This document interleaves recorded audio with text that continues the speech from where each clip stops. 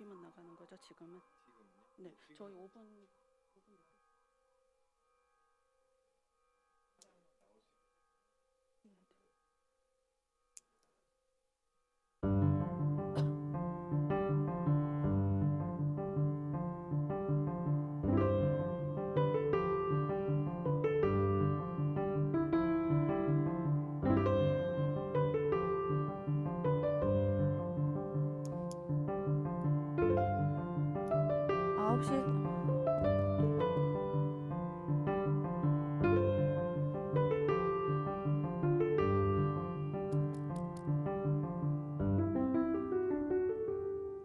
지금 말하면 여기만 나가는 거죠?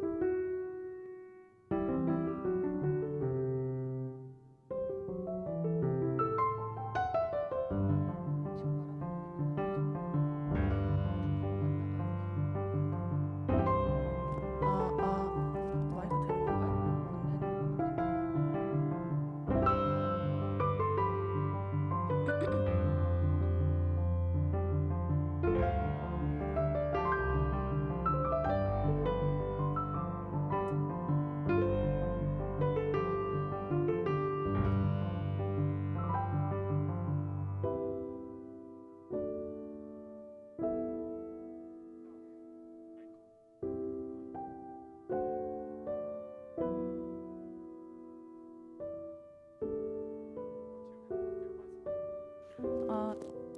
네, 9시 30분부터 진행될 예정이었던 웨비나는 지하철 파업과 그리고 폭설로 인해서 5분 늦게 시작하도록 하겠습니다. 장내에 계신 여러분의 양해 부탁드리겠습니다.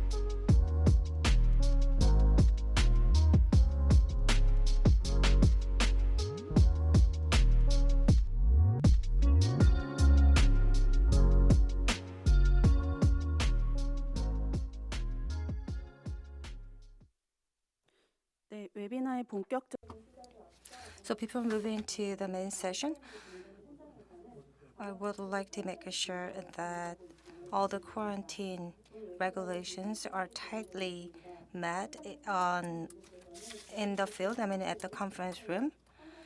And we're providing simultaneous interpreting at the webinar, so please feel free to use channel number 1 for Korean and channel number 2 for English.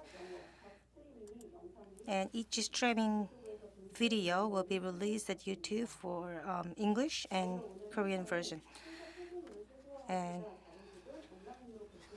to make sure that we contribute to waste management, we are not distributing any booklet. Good morning, ladies and gentlemen. So welcome you all for the webinar on global methane pledge and U.S. ROK cooperation. I am Hyoeun, team leader at the Climate Change Center. 네, Thank you for joining us out of your busy schedule.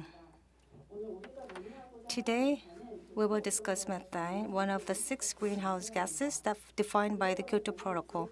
At the global level, carbon dioxide reduction is important, but methane is more critical than CO2 in its large portion in GHG. We all have shared recognition that methane reduction is very important. Last year, COP26 saw the global methane pledge, and it was first joined by 105 countries. And at COP27 this year, the number of member countries increased to over 150 countries. Today, we designed this webinar to discuss the implementation strategies after the global methane pledge between Korea and the United States. We will share methane reduction cases to implement the Paris Agreement and how to accurately monitor emissions, and then we will come up with how to contribute to 2030 NDC and challenges. Today's webinar is particularly meaningful as the U.S. Embassy to Korea and the EU Commission that jointly declared plans to implement the global methane pledge attend today's meeting.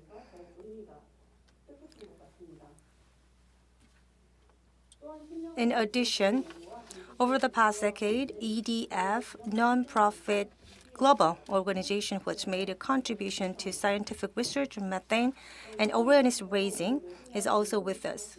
Thank you. Then first, I would like to invite the chairman, Changsup Kim of the Climate Change Center, which co-hosts today's webinar. Mr. Kim, please.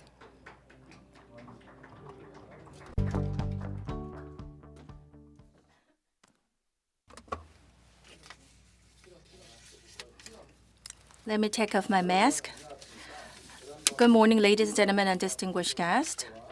I am Changsup Kim, chairman of the Policy Committee of the Climate Change Center, and also I am co-chairing the Climate Change Center. And today I'd like to thank you all, and I'd like to welcome you all to the Global Methane Pledge and U.S. ROK Cooperation Seminar.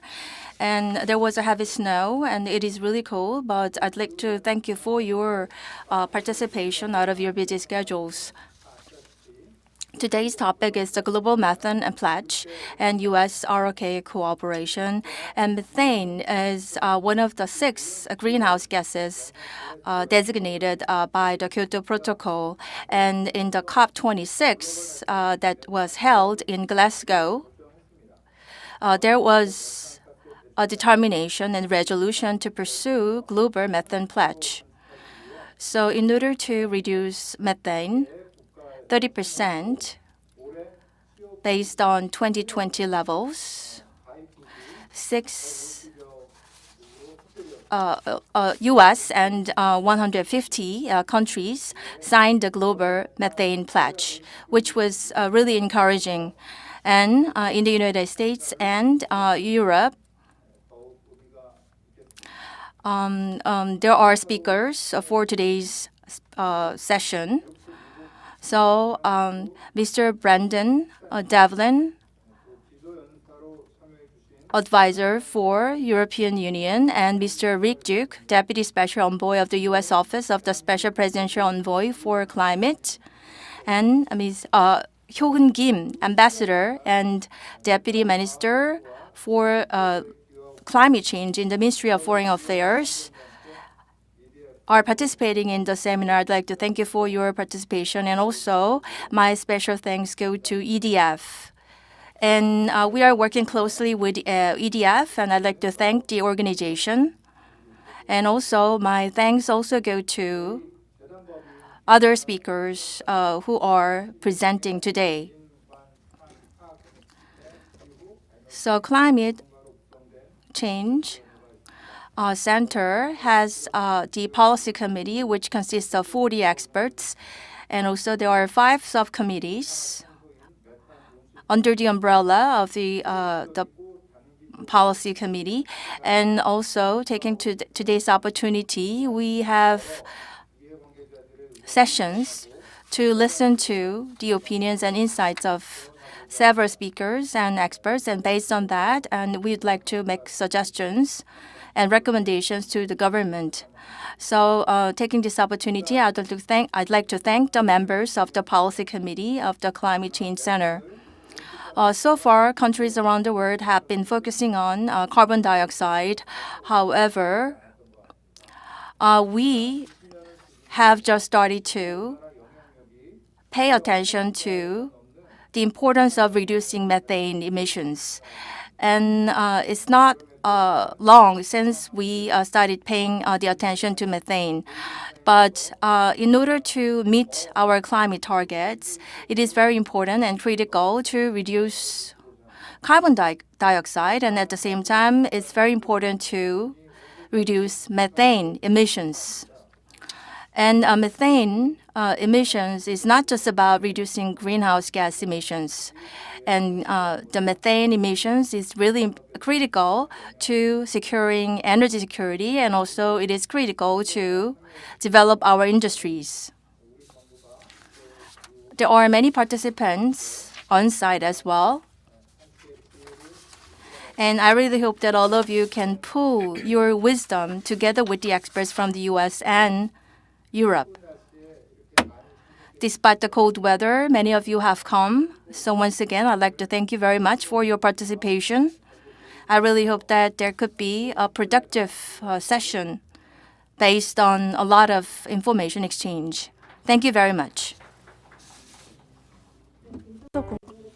Thank you so much, Chairman Kim. Then now we would like to invite Rick Duke, the Deputy Special Envoy of the U.S. Office of the Special President Envoy for Climate, and he is now online at Zoom.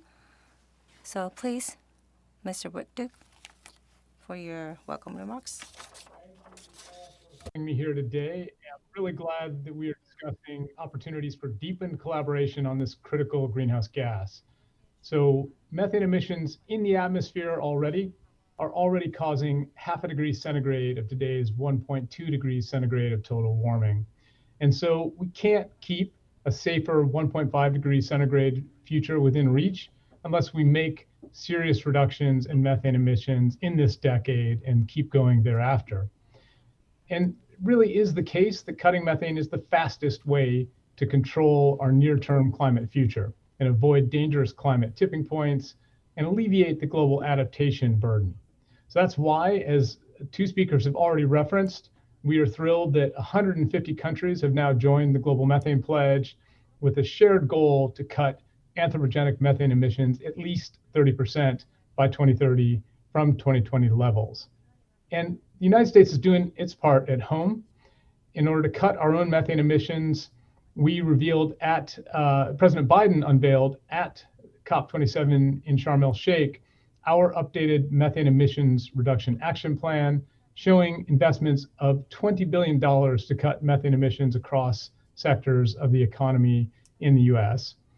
We also have regulations from our Environmental Protection Agency, a proposed rule that would cut methane emissions from covered oil and gas sources by nearly 90% by 2030. And the Inflation Reduction Act, our sweeping climate legislation from just this past summer, includes, for the first time ever, a fee on oil and gas methane emissions that rises to $60 a ton of CO2 equivalent. Internationally, we're working on this agenda as well, of course, by supporting the work of the Global Methane Pledge generally and seeking to continue to recruit other countries that have not yet joined, such as China and India, but also to put methane into the work that we do through agencies like the U.S. Agency for International Development, or USAID. Also, our technical agencies like the Environmental Protection Agency and Department of Energy are working on this agenda with us internationally, and we are using our investment agencies as well, trying to pull together projects through studies by our U.S. Trade and Development Agency, and then invest in those projects through our Export-Import Bank and our Development Finance Corporation. We're working at the same time with multilateral partners like the Climate and Clean Air Coalition, which I have the privilege to co-chair with Ghana on behalf of the United States government, the International Methane Emissions Observatory, focused on the question of how do we track and integrate all the data from satellites and on-site measurements and overflights to have the clearest picture possible on methane emissions globally, especially in the fossil sector, but ultimately in all the subsectors, fossil, agriculture, and waste. And we're working with multilateral development banks, including the World Bank, the African Development Bank, and the European Bank for Reconstruction and Development, among others. That includes putting funding into these institutions to allow them to do the upfront work that's required to identify and invest in methane mitigation opportunities across agriculture, waste, and fossil subsectors. Korea is a critical partner in achieving the Global Methane Pledge target. We're eager to work to deepen our engagement and share what we've been doing domestically with the government of Korea, and to work together with Korea to support methane emission reductions in third countries. And so let me just note a few specifics to move towards closing here. We do hope that Korea would join the United States and 50 other countries in developing a national action plan on methane. We do invite the agencies in Korea that do international development and investment, such as the Korea International Cooperation Agency, to join our Agency for International Development in putting methane at the heart of its work in the agriculture and waste sectors in particular, to make sure that those are part of the objectives that your aid and development agencies focus on. And as Chairman Kim indicated, these are energy security questions as much as climate questions when we're talking in particular about fossil methane. And if we look globally, the volume of natural gas that is wasted from flaring, venting, and leakage is far more than the total volume of natural gas that the European Union previously used from Russia, for example. So there are very large opportunities to enhance both climate and energy security by reducing oil and gas methane emissions from flaring, venting, and leakage. And we saw at COP27 in Egypt that importers and exporters of fossil fuels that account for over half of global natural gas volumes committed to work together to reduce methane emissions from oil, gas, and coal consumption. This was through a joint declaration to reduce greenhouse gas emissions from fossil fuels that included the United States, the European Union, Japan, Canada, Norway, Singapore, and the United Kingdom. And we would encourage and invite Korea to join us in this effort and do the work with us to make that a reality. We also, of course, encourage Korea to take action to measure and reduce its own methane emissions, including those associated with its own oil and gas imports and its coal imports. The International Energy Agency estimates that the methane emissions from Korea's fossil imports are over 1.7 times as much as Korea's direct domestic methane emissions. So in a sense, Korea can do more in its role as an importer of fossil fuels and encouraging reduction in flaring, venting, and leakage, or in coal mine methane, than it can do by reducing its own domestic emissions. Of course, we invite Korea to do both. And so we see significant opportunity for technical collaboration and information sharing with Korea, including in areas like waste management, rice management, and related methane, and building on Korea's excellent work in these sectors already. So to get to the goals of the Global Methane Pledge target, at least 30% reductions by 2030 globally, we have to start yesterday. And we really look forward to deepening our cooperation with Government of Korea on this agenda and appreciate the chance to speak with you all today. Thank you.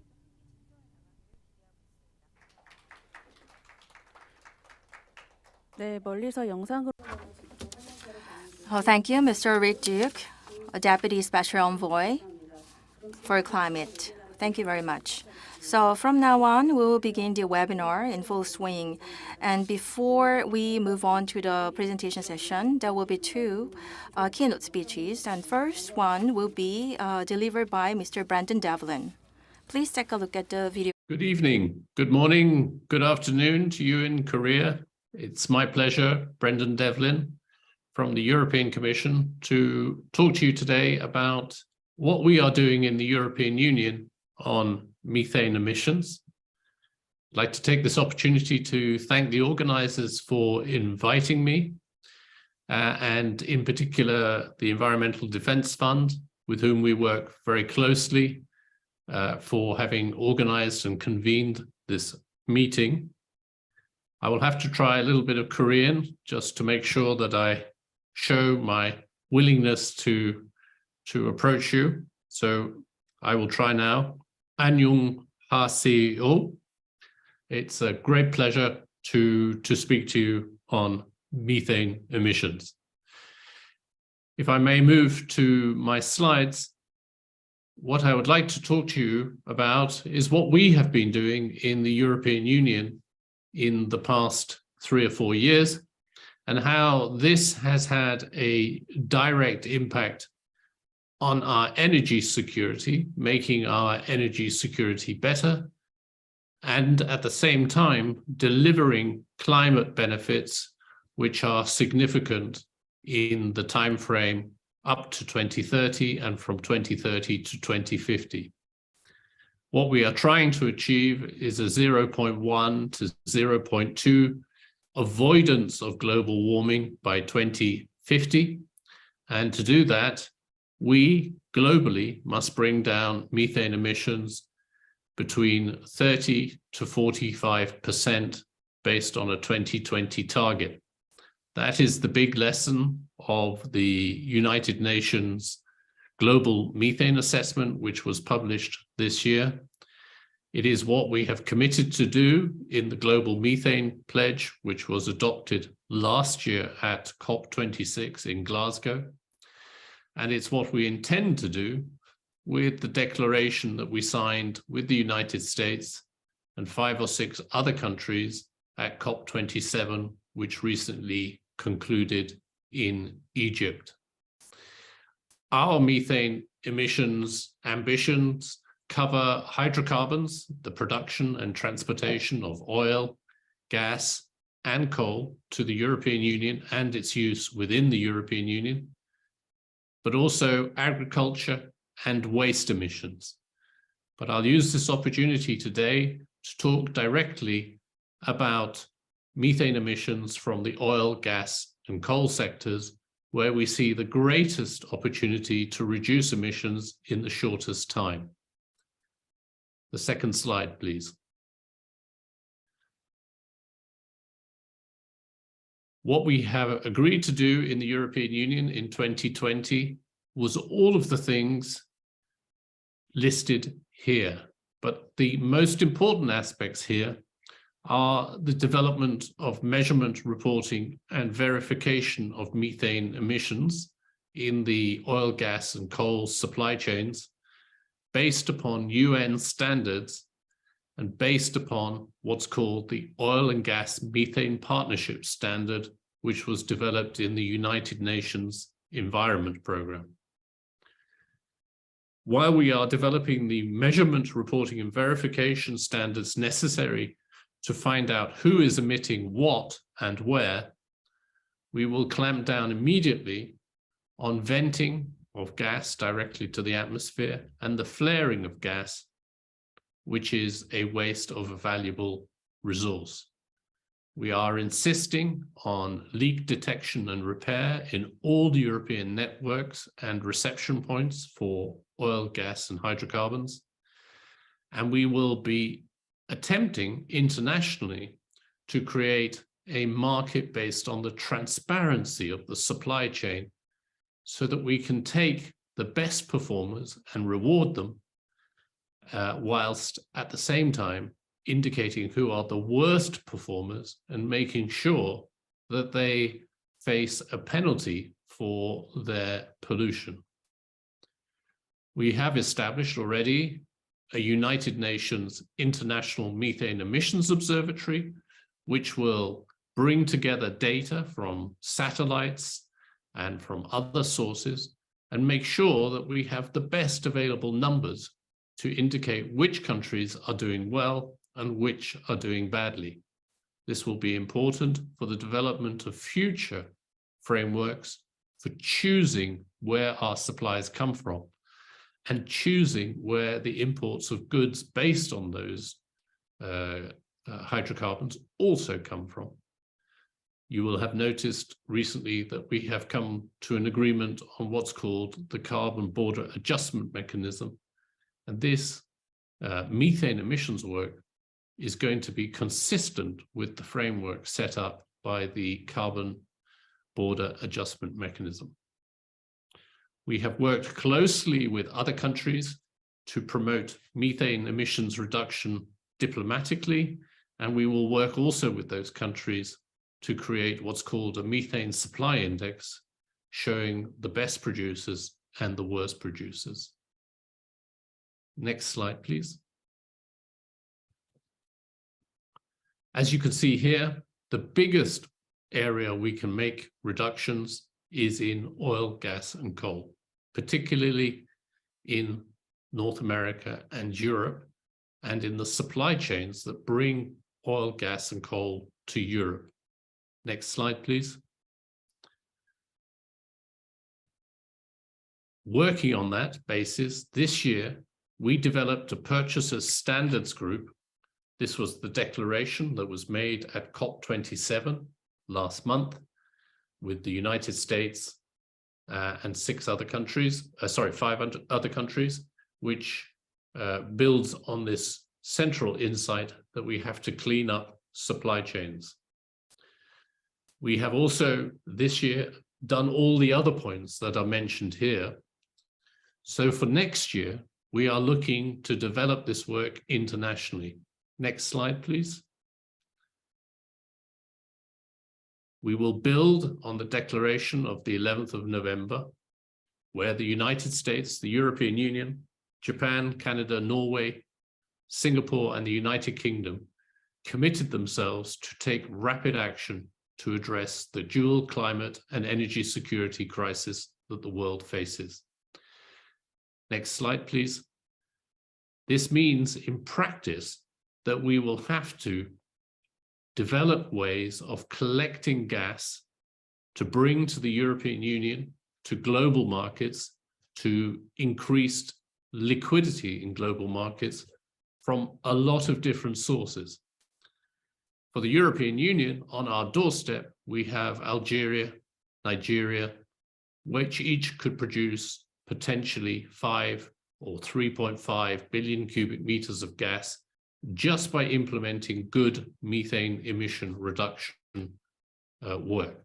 So that will increase the liquidity of the traded gas market and at the same time deliver a climate benefit which is tangible by 2050. We are hoping that in the Pacific Basin, we will be able to promote similar work with countries like Indonesia, potentially Vietnam, and others, where we can reduce methane emissions and take that methane and put it into the global market. If we do that, we achieve that climate goal and that energy security goal. We are hoping to take this work forward at a meeting in Singapore, potentially in February of 2023. And we are also looking to work with like-minded countries to expand the security dimension of the declaration to make sure that those of us who work together also help each other in case there is a further disruption of the international hydrocarbons markets.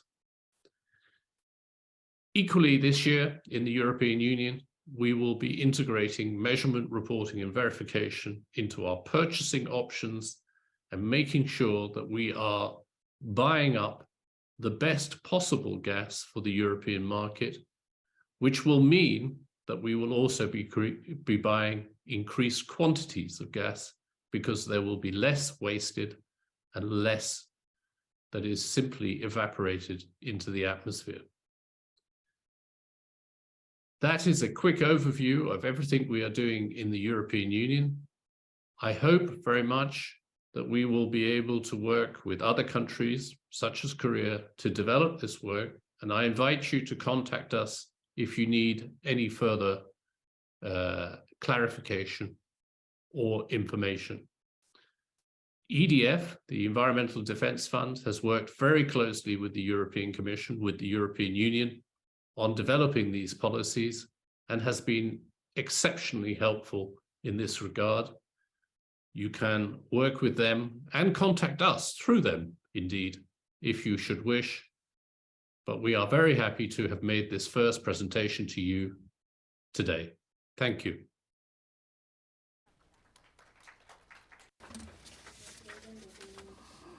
Mr. Brandon Devlin, thank you for the keynote speech.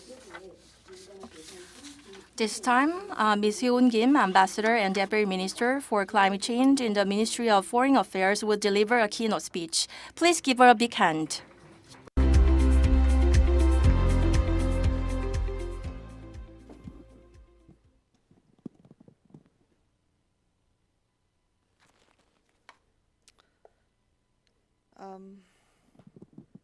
Good morning, everyone. Mr. Kim Changsup, Co-President of Climate Change Center, and Mr. Brandon Devlin from European Commission, Mr. Rick Duke from the United States government, distinguished participants joining online and offline. First of all, I do appreciate Climate Change Center and the United States Embassy in Seoul for organizing this very useful and relevant seminar. Oops. Last month, COP27, held in Sharm el-Sheikh in Egypt, has concluded with the adoption of Sharm el-Sheikh Implementation Plan, which is a meaningful outcome in the global efforts to fight against climate change. This COP has paid stronger attention to the needs and demands of developing countries, particularly vulnerable countries like least developed countries and small island states. In 30 years of climate change discussion, the agreement on the financial arrangement addressing loss and damage finally closed the deal. COP27 was the first COP officially accommodating loss and damage financial arrangement issue in the official agenda. And in the end, the deal to establish a fund, a separate fund dedicating to loss and damage was agreed. COP27 was held in very difficult global political and economic landscape. Skyrocketing energy price due to the Russian invasion to Ukraine cast a shadow to strong climate action globally. Winter's approaching seemed to make things more difficult. Even some European countries reconsidered to delay their coal power plant phasing out plan. Disruption of global supply chain, mainly caused by zero-COVID policy of China, high inflation, economic downturn, all these things actually seem to make COP27 gloomy even before the opening. However, in spite of all those challenges, 112 world leaders gathered together in Sharm el-Sheikh, which is the expression of strong political will to address climate change as leaders' priority. Especially the visit by President Biden after the midterm election in the United States, and the presence of President-elect Lula from Brazil received very strong spotlights. United States President made it very clear that the country will achieve its emission reduction target, mainly leveraging its recently passed Inflation Reduction Act. The United States will significantly increase its investment to clean energy and green technology development. Strong sign of political will for forests by Brazil and other countries like Indonesia and Democratic Republic of Congo cannot be underestimated. New government of Australia also played a key role in reaffirming global commitment towards 1.5 degrees Celsius ambition within reach.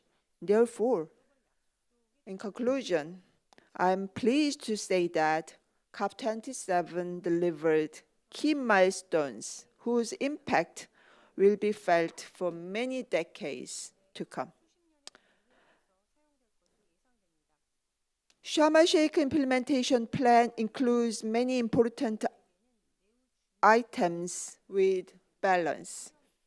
Member countries agreed mitigation work program and also committed to enhancing a clean energy mix, including low emission and renewable energy.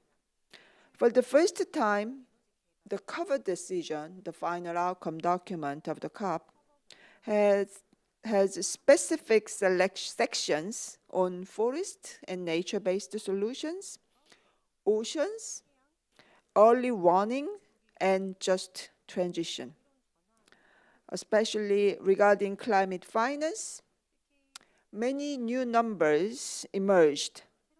In addition to the $100 billion commitment, members discussed how to proceed post-2025 climate finance discussion.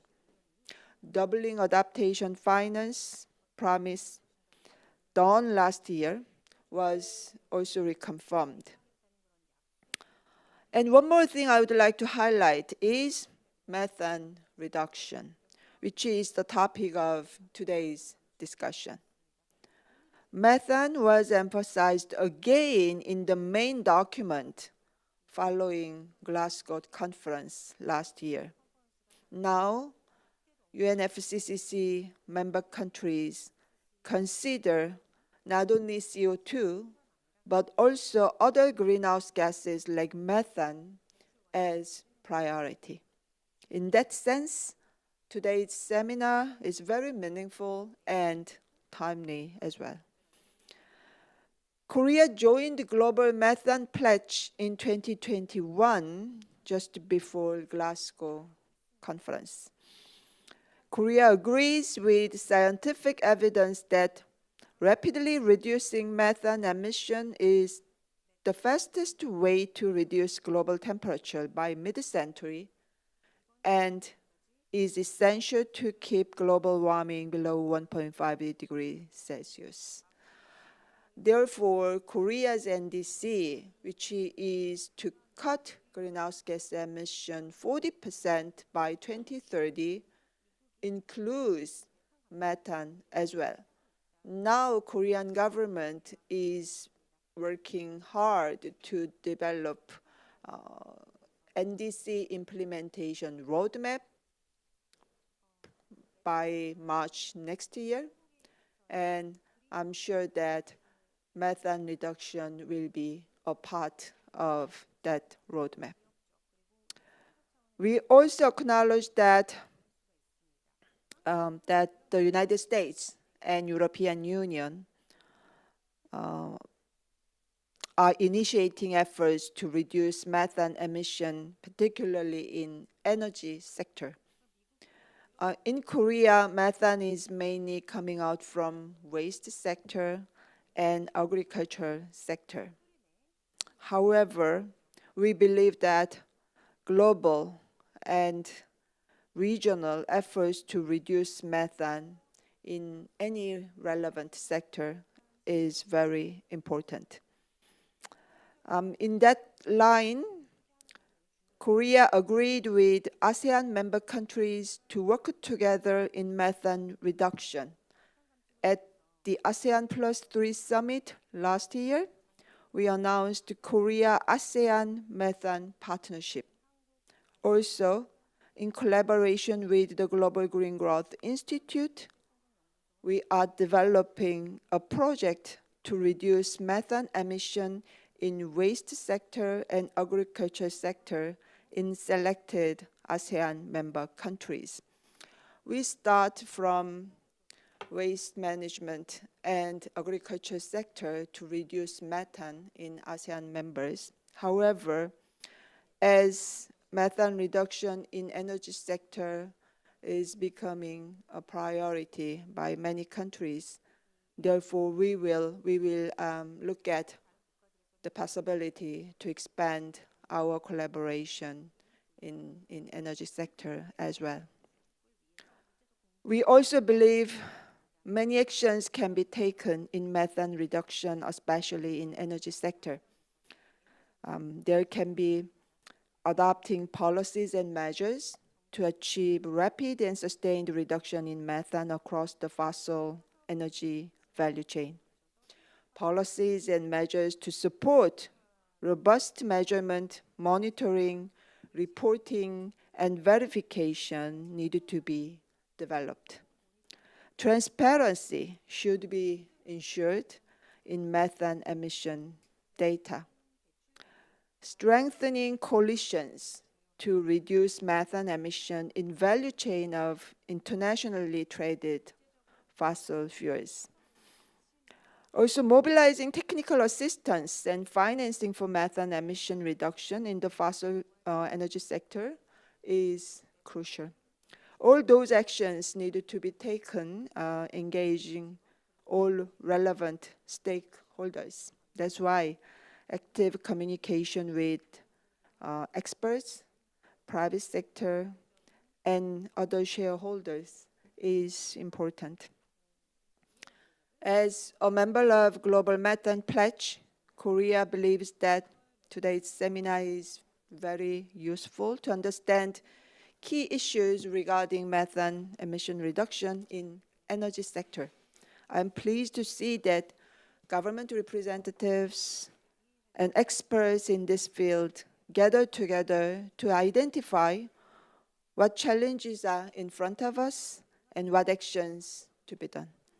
Once again, I appreciate Climate Change Center and the United States U.S. Embassy in Korea for organizing this meeting. And I'm sure all of you have very productive discussion. Thank you very much. 네, 김효은 대사님 감사합니다. Ambassador Kim, thank you for your speech. So far, we have listened to 2 keynote speeches. Before we move on to the presentation session and panel discussion, we'd like to have a group photo session.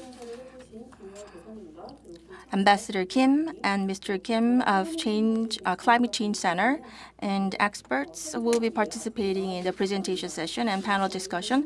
Please come up to the front for a group photo session. And also the EDF staff members, please come up to the front for a group photo session.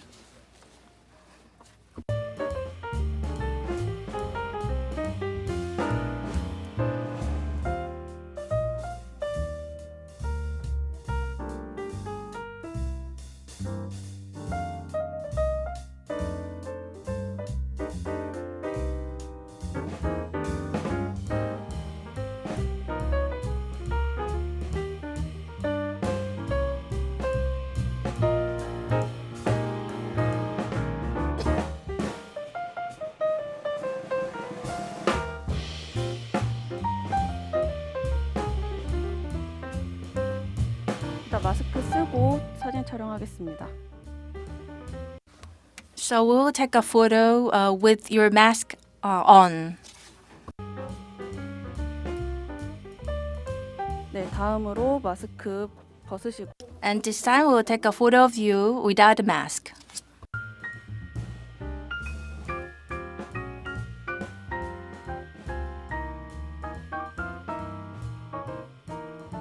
다 같이 화이팅 한번 하실까요? 하나, 둘, 셋, 화이팅!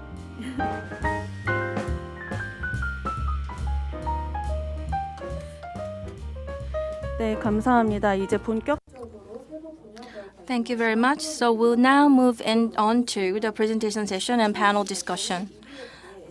The first presentation will be delivered by Mr. Watson, Vice President of EDF. He will present methane mitigation in energy sector and OGMP 2.0. So he is in the States, so he will be delivering a presentation on Zoom. So Mr. Watson, over to you.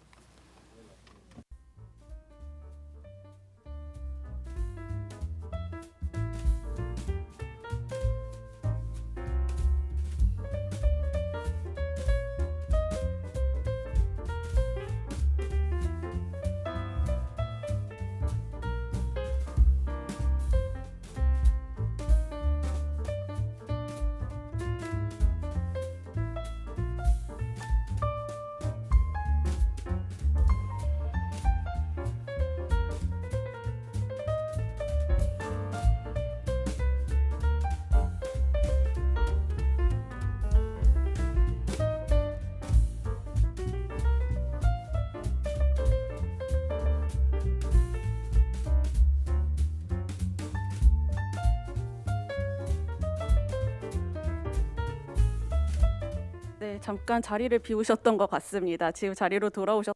It seemed that he was not in front of the computers for a moment, but he's back. So over to you, Mr. Watson. Apologies. Can you hear me? Okay. Well, first, I want to express my gratitude to the Climate Change Center, to the U.S. Embassy for helping organize this workshop. I apologize for not being able to be there in person. You know, I visited Seoul and Daegu this summer, had some very productive meetings with representatives from academia and civil society and industry and government. But, you know, the thing that really stuck with me as important as those meetings was the warmth and the energy of the people I met. So I'm really looking forward to getting back there as soon as I can. So for those in the room who are not familiar with Environmental Defense Fund, EDF, we're a global environmental NGO working to stabilize the climate and to strengthen people's ability to thrive. We have more than 3 million members around the world. We have staff working in more than 30 countries. And my role is to oversee a broad team of professionals working to reduce energy sector methane emissions around the planet. We have teams working across the Asia Pacific region, across North America, across Europe. This includes scientists, economists, policy experts, experts in industry operations and business models, and many others. So we really try to bring a holistic approach. And there are some things about us that are a little bit unusual for an environmental NGO. The first is our very large team of scientists who've been performing original methane research around the world for the last decade, including with partners in academic institutions on, I believe, every continent except Antarctica. One of our more recent partnerships, academic partnerships, is with Seoul National University. We're very excited about that.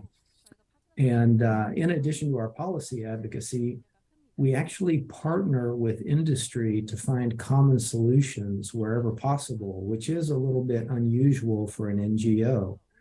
And finally, in working with governments, industry, and civil society partners, we seek to understand the business models the economic conditions, the socio-political dynamics that decision makers face, we try to understand that in the race to confront the climate crisis and accelerate the transition to cleaner energy, we really need to meet people where they are.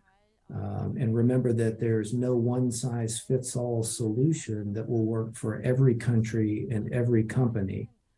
And so it's with that spirit in mind that there are really three topics I want to briefly highlight that underscore the important role that Korea can play and that US and Korea can work on together to help reduce energy sector methane emissions.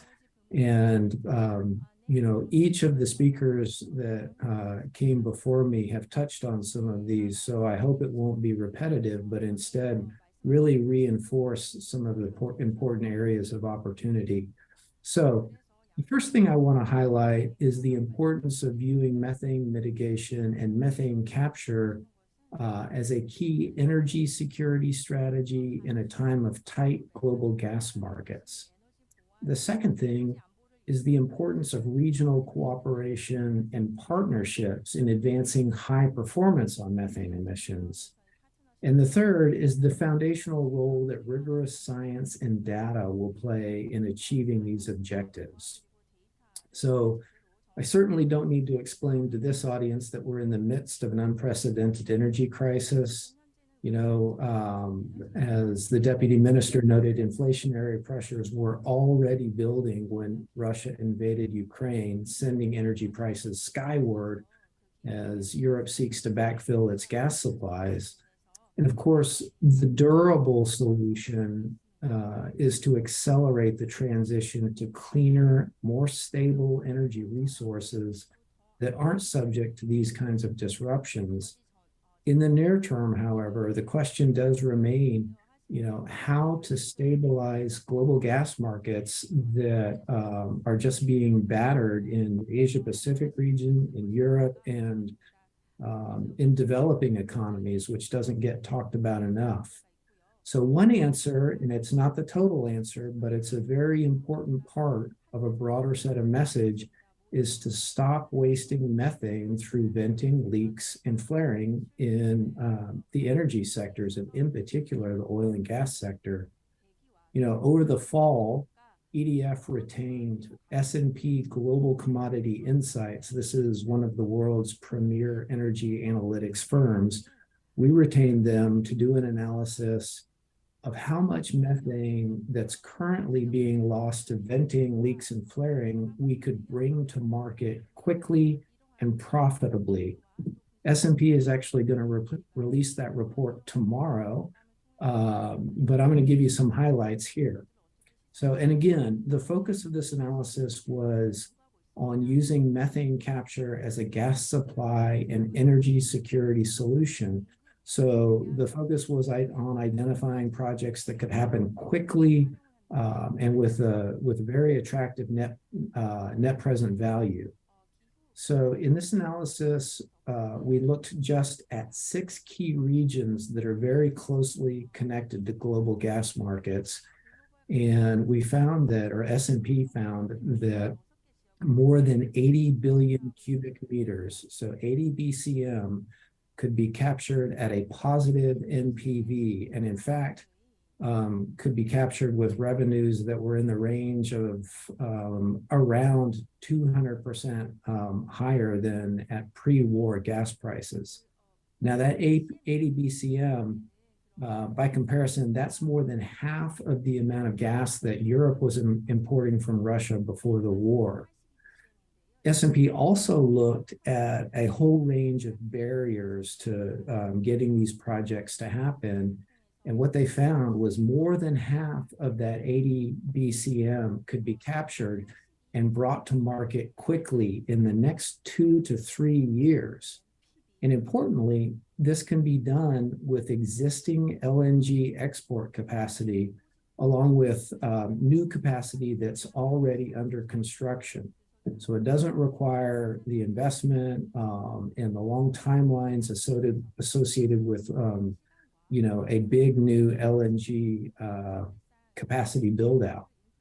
Now, to think about how these quantities, 80 BCM and a little more than half of that 80 BCM could help ease global gas supply constraints, consider that Europe's increase in LNG imports this year is about 50 BCM. So roughly speaking, that's about the same amount that S&P says could be brought to market in the next 2 to 3 years through very attractive methane capture projects using technologies that are commercially in use today.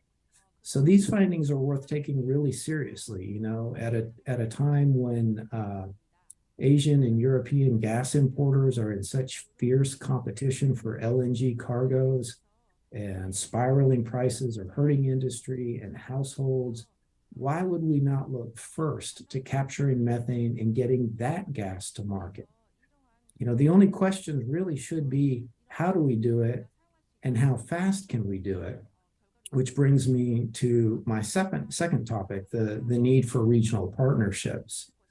When we look at the barriers to capturing methane and bringing gas to market, two barriers that frequently arise are capital availability and technical capacity in supplier countries. But herein lies an opportunity. There's a natural synergy between the needs of the wealthier gas importing countries like Korea that have a need for secure supply and the ability to finance capture projects. So there's a synergy between the needs of these countries and the needs of the less wealthy supplier nations, and in particular, those with nationally owned oil companies that want to reduce emissions and sell that product, but have severe capital constraints.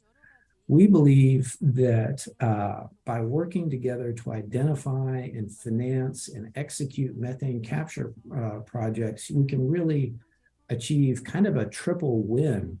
These, as I'm saying, these sorts of partnerships could increase supply and ease prices. They can do it in a way and through a strategy that will actually help the climate and help countries meet methane goals, whether they're NDC goals or global methane pledge goals, and help channel investment and capacity building into the global south, which is really important. So we think there are important roles to play for governments, but also for major gas buyers like KOGAS, as well as the international oil companies, both types of companies, they have an ability to bring capital and technical capacity to the table, and to work through their joint venture partners in the exporting companies that supply gas to the region. And in fact, that seems to be exactly the sort of thing that was contemplated in the Joint Declaration of Energy Importers and Exporters that Brendan Devlin and Rick Duke spoke about. It was announced at the Climate Summit in Egypt last month.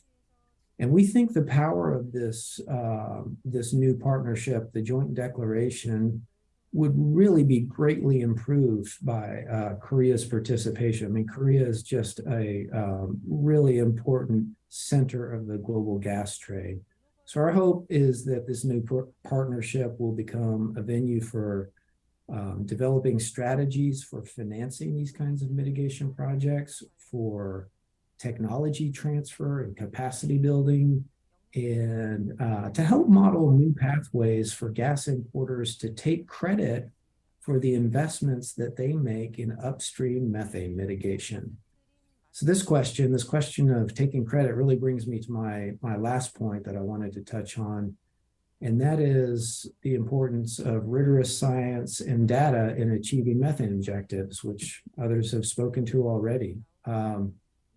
The world of methane science is evolving at an incredible pace. 10 years ago, almost nothing was known about methane emissions, and now studies are being conducted all over the world. And within the next couple of years, a constellation of new satellites including the one that EDF will be launching, Methane Sat, as well as potentially satellites that are being considered in Korea. These satellites are going to be providing a comprehensive overview of emissions around the world. But even as that happens, it's going to be really important for individual companies to measure and report their emissions in transparent, scientifically rigorous ways. You know, investors are demanding transparency on methane emissions. And of course, rigorous measurement is essential to making smart, targeted decisions about capital allocation, for tracking progress against climate goals, and as we've been discussing, for facilitating regional and bilateral cooperation on methane. So on this front, I want to recommend that anyone not familiar with the Oil and Gas Methane Partnership, OGMP, please take a look at it. Mr. Devlin mentioned that earlier when he was speaking.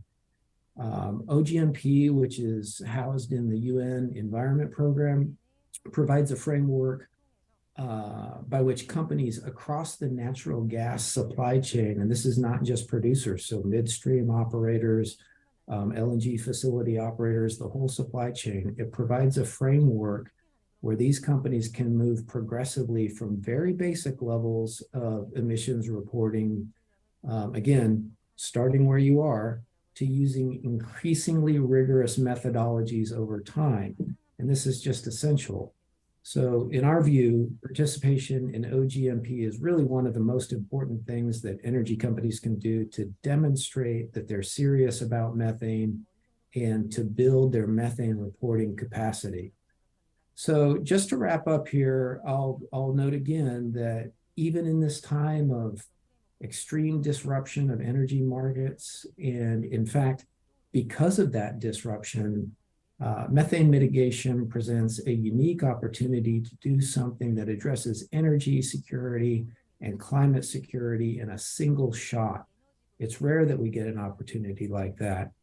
It's going to require cooperation. It's going to require investment. It's going to require that we develop better science and better data. But it's an opportunity that we really can't afford to miss. You know, the upsides of success are just too high to ignore, and the downsides of failure are too grave to allow. So thank you.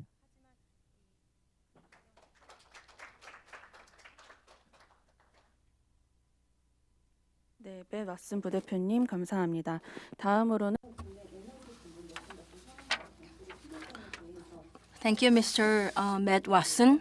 하겠습니다. 그럼 Up next is a presentation by Professor Sujong of Seoul National University. So please give him a big hand.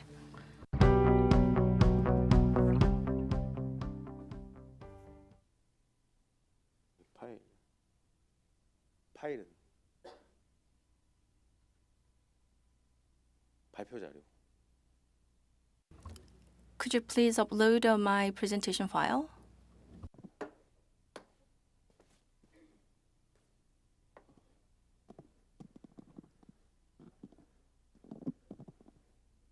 아니 온라인 나오고 있는 거예요. 아, 네네. 네, 안녕하세요. 서울대학교 Good morning, everyone, ladies and gentlemen, and distinguished guests. I am Sujong from Seoul National University. First of all, I'd like to thank you for inviting me here. 한국에서 우리가 왜 메탄 감 Today, I'd like to talk about why Korea needs to pay keen attention to methane emissions reductions, and also especially I'd like to talk about fugitive methane emissions. I'm a scientist, and scientists, including me, are paying attention to this problem.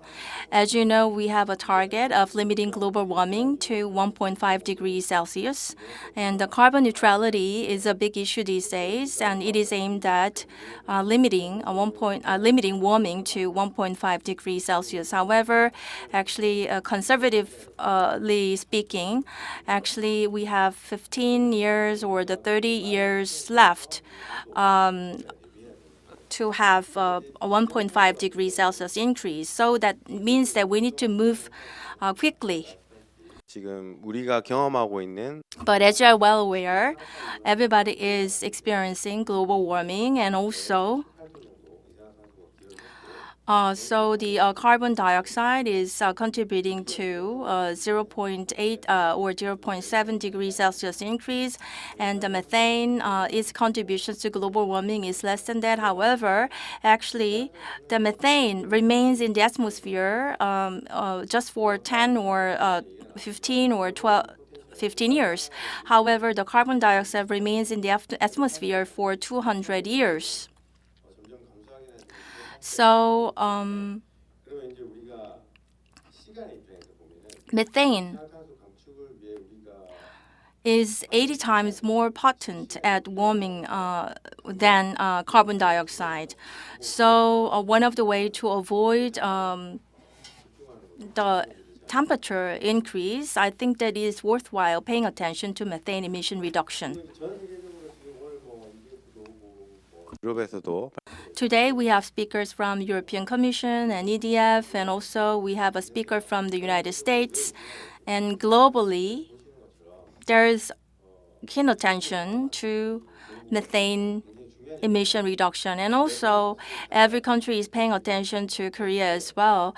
And in Northeast Asia, there is a lot of gas inflowing into the region. 하고 있는데 Up to 70% of gas that is produced is going into the Northeast Asia. So that's why many organizations, international organizations, and many countries are also paying attention to this region, including Korea. And this is about where methane is coming from. And the first sector that is contributing most to methane emission is agriculture, and waste and energy and industrial processes come next. And one of the most serious problems is fugitive emissions.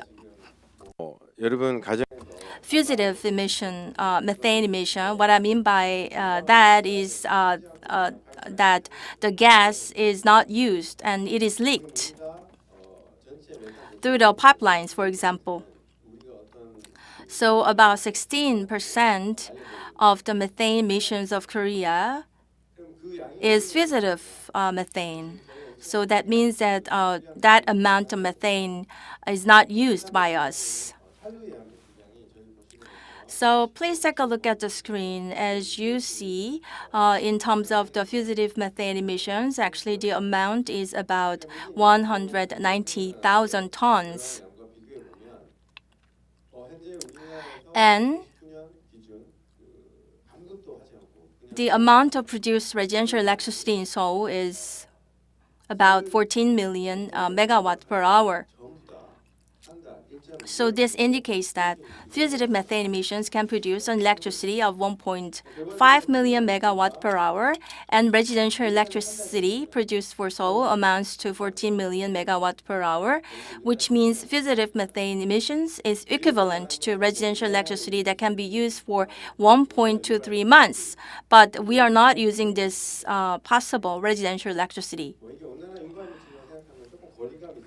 Methane is one of the elements that is causing greenhouse or the global warming.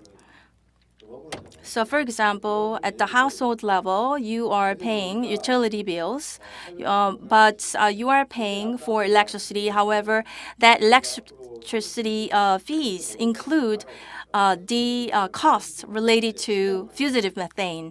So even though you are not using it and you are already paying for it as part of the utility bills, so we need to tackle this issue. So scientifically and systematically, there are a lot of efforts to look into fugitive methane emissions problems worldwide. And please take a look at one of the examples, and that is on screen, and that is extracted from one of our papers that was published, that were published this year in Science. So that had a look at the global assessment of oil and gas methane ultra emitters from satellites. 표시한 겁니다. And the area marked in orange dots are the areas with a lot of methane gas leakage. 불행인지 이때 우리나라는 이제 찍히진 않았지만 So according to the paper published, Korea was not marked on its map. Fortunately, I'm not sure whether it is fortunate or unfortunate, but as you see here, actually there are many global methane ultra emitters around the world. But at the moment, what we know about methane emissions is just based on national statistics. And I talked about the 16% figure, and that is a rough figure, and that was just based on the national statistics. And we don't know exactly where methane emissions come from. Of course, there is a way of measurement, and the satellite can be used for measurements. However, there's a lack of measurement tools in Korea. But more recently, we started stepping up our effort to measure methane emissions. So there are several ways to measure methane emissions, as you see, mobile measurement and the satellite using, or even you can use aircraft as well. And this is one of the examples that we are doing in relations to mobile measurement. And over the last 1 year, 서울 시내 같은 경우에 4,200km in Seoul, actually, we ran this car vehicle for about 4,200 kilometers around Seoul. So it is such a long distance, 4,200 kilometers. So my students worked hard. So there's a lack of data available. So in order to measure as many things as possible, we drove this car for measurements for 4,200 kilometers. And so, according to our measurement, about 1,700 points or places are estimated, are projected to have methane leakages. As you see here, and one of such spots or the places include the wastewater treatment plants. And also, there is a liquid that we can detect around sewage systems. And this is one of the examples of the aircraft measurement that we did conduct. So based on the Gangnam-gu area, so we measured these numbers and figures, and that was included to our paper that was published. And also, we are also doing the satellite measurement. As you know, there is the industrial complex that is called Daesan. So Daesan complex was measured by using a satellite. So we looked into that area in a thorough manner. So we used the mobile tools. So as you see here in the industrial complex, there are many chemical companies and the gas-related companies. So we detected much of the leakage. So of course, this is not something new. So the leakage was expected from the industrial complex. However, exactly from where the gas is leaking was not identified in an accurate manner in the past. So we need to take into consideration many elements, for example, the wind speed and the wind direction. So, but in the circumstances, we could detect high numbers and figures. That means that there must be high concentrations of methane gases being leaked. And this problem is already recognized by the government, and also we have some statistical numbers. But unfortunately, however, actually when we really measured the numbers and figures, the measured numbers and figures was much higher than the numbers and figures that are normally shown in the statistical data. So it is, we are worried about this. So for example,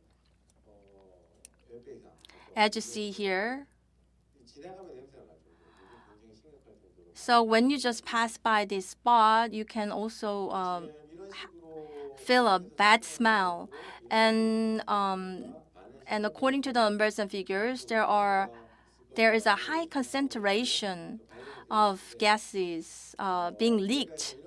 So there are many spots that we detected the leak.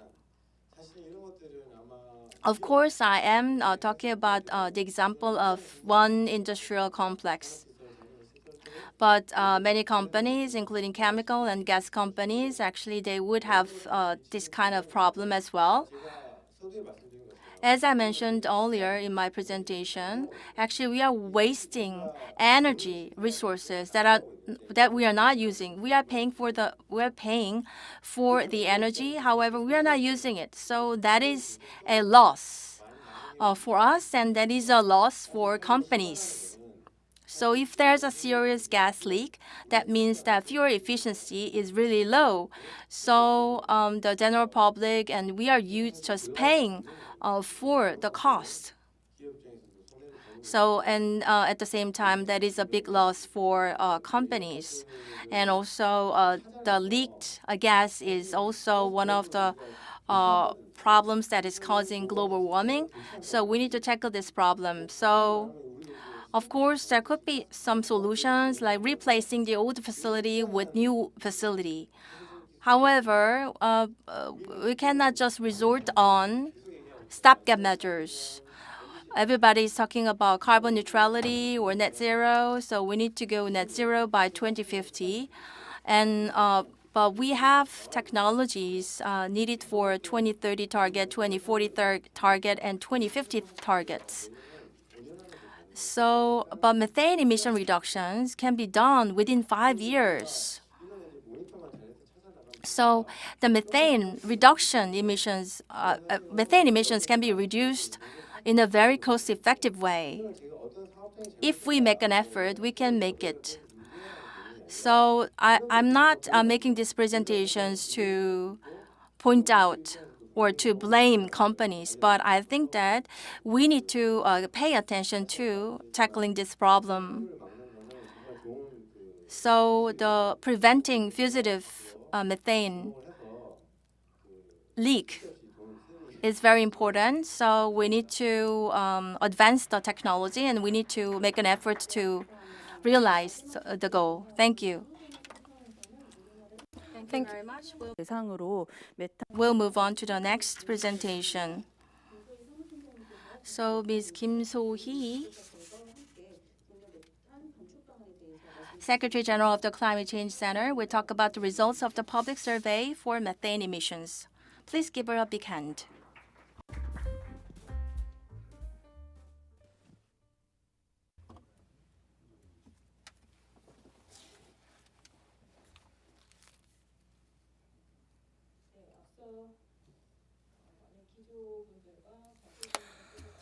Thank you. Yeah. So the previous presenters and keynote speakers mentioned something very important, which is about methane. Methane is very effective in reducing greenhouse gases. In collaboration with EDF this year, we have been focusing on gas, methane gas. From the center's perspective, waste sector and agriculture sector were our focal areas. But we now started thinking about what kind of technologies we can use a cost-effective manner. And then the awareness of the gas methane is not that high enough, sufficient enough in Korea. Well, Professor Jeong also said that the current technology could serve to reduce greenhouse gases with methane reduction. So many already mentioned what I would like to talk about, so I don't think it's I have to repeat what they said again, but you see these graphs that show how important methane reduction would be to accomplish 1.5 Celsius degree scenario. If we do that, then we can see a 3 times higher effectiveness. And in relation to asthma and other diseases, the social cost can be also reduced once we reduce methane.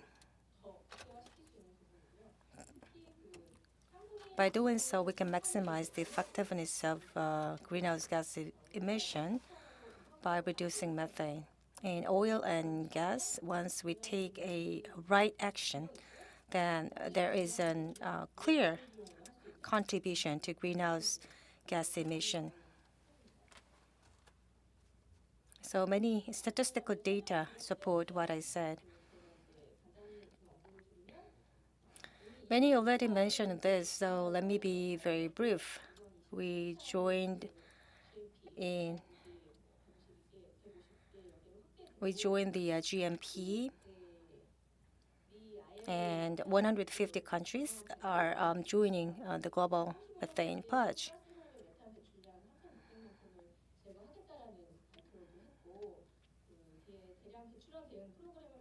And as you can see, the operators also have to respond to this pledge, and that will be mandated. And according to the joint declaration by 7 countries across the energy sector and supply chain, a stringent measure will be taken. Gas importers, like we are actually one of the top 3 importers, so we also have to pay attention to this joint declaration. I am coming back to this joint declaration later.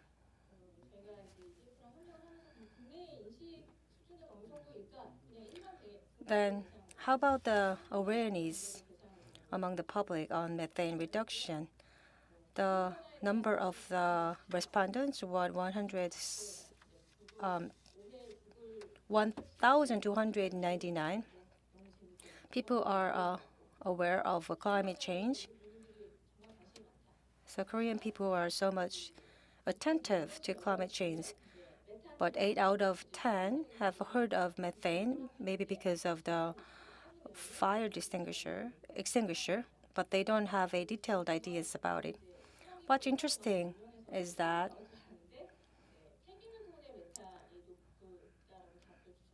so many respondents said that the methane is high in waste sector, followed by agricultural sector. And when we explain them about it, then the majority of respondents said that we have to take policy or actions to reduce methane. As this is relevant to energy sector, respondents said that we have to strengthen cooperation with the industry. And as Professor Jeong said, technology has been getting more cutting edge, and the satellite-based monitoring system will be introduced as well, and that's based on science. But at the same time, we should not miss the importance of collaboration and cooperation with the industries. And the public has very positive sentiment that this is not easy. Will be a challenge, but we can meet the challenges. In the discussion session, we're going to talk about this in more details indeed. And I hope that in the panel discussion session, we can come up with more positive views. Like I said, on the joint declaration from energy importers and exporters, and this joint declaration was announced by 7 countries, including Japan, who is one of the major exporters. So one of them is transparency, reliability, and based on that, we have to set up a methane data. So buyers have to, producers have to provide MRV, provide the data in relation to methane and meeting the MRV. So across the supply chain of oil and gas, the relevant policies that should be adopted. For example, in Korea, as Professor Jeong said, not only the domestic leak as an importer of gas,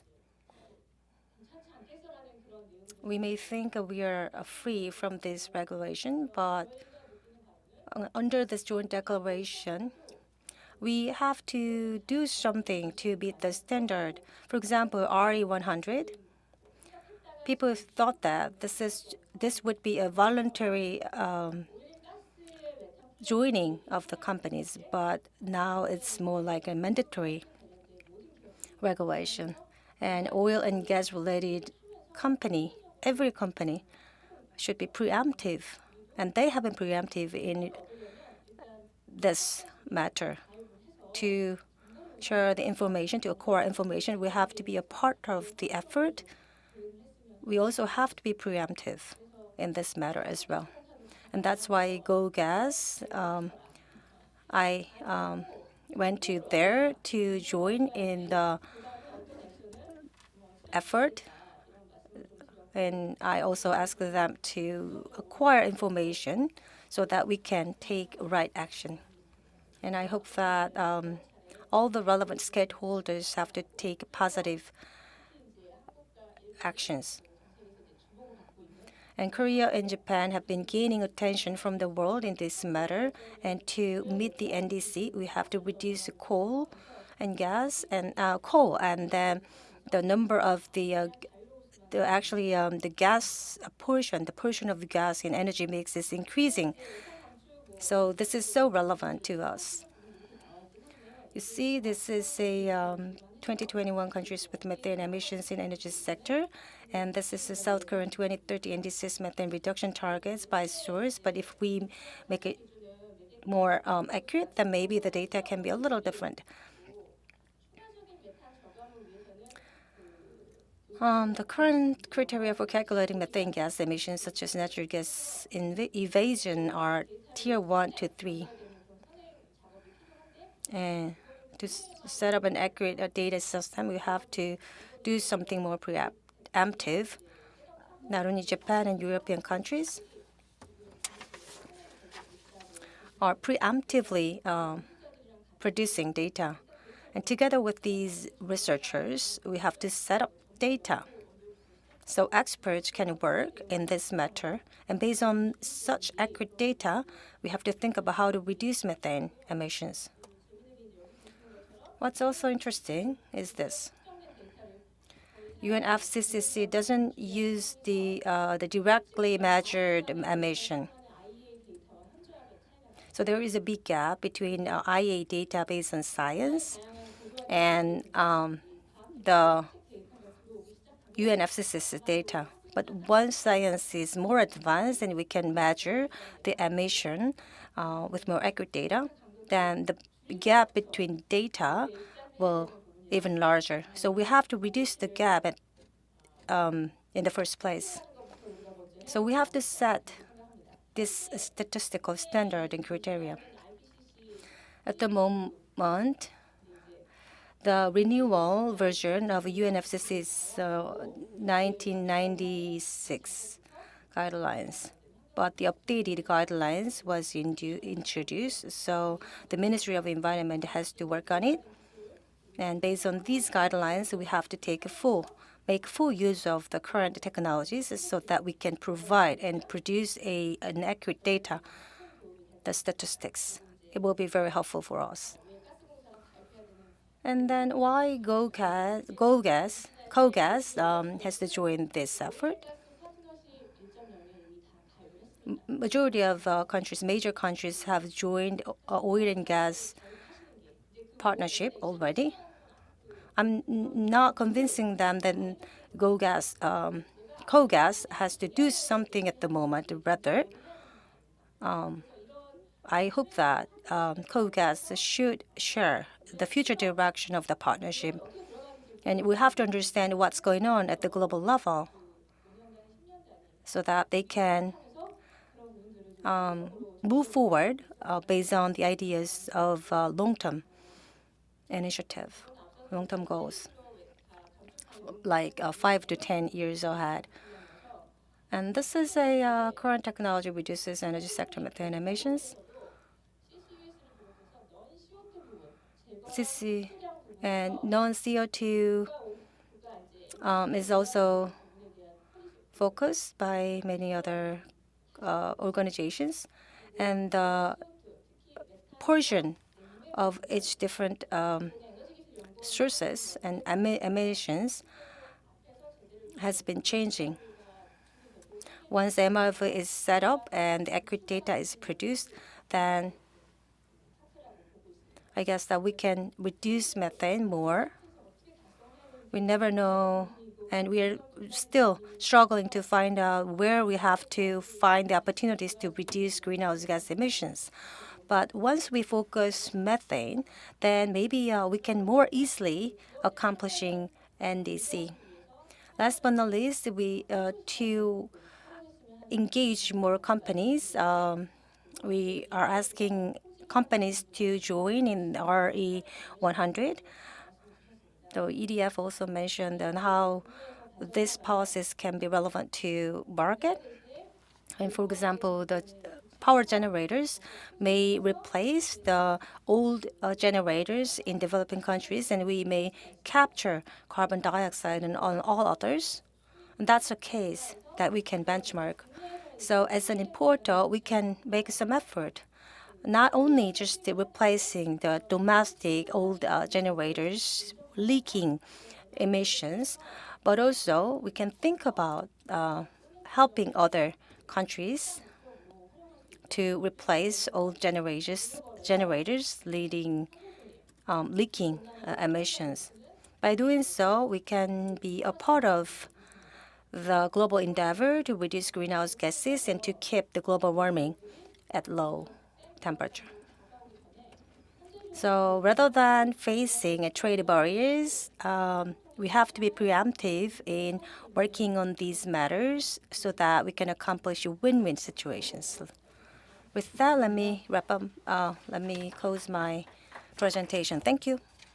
총장님 발제 감사합니다. Thank you, Secretary General. With that, we have been listening to 3 presentations. Before moving to the panel discussion session, we're going to set up the stage.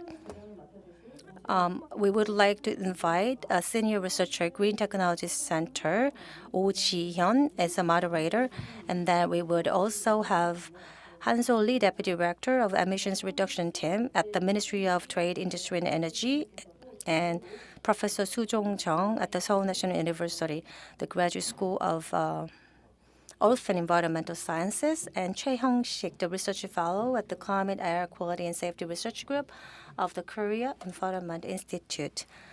And also Matt Watson will be joining us at Zoom.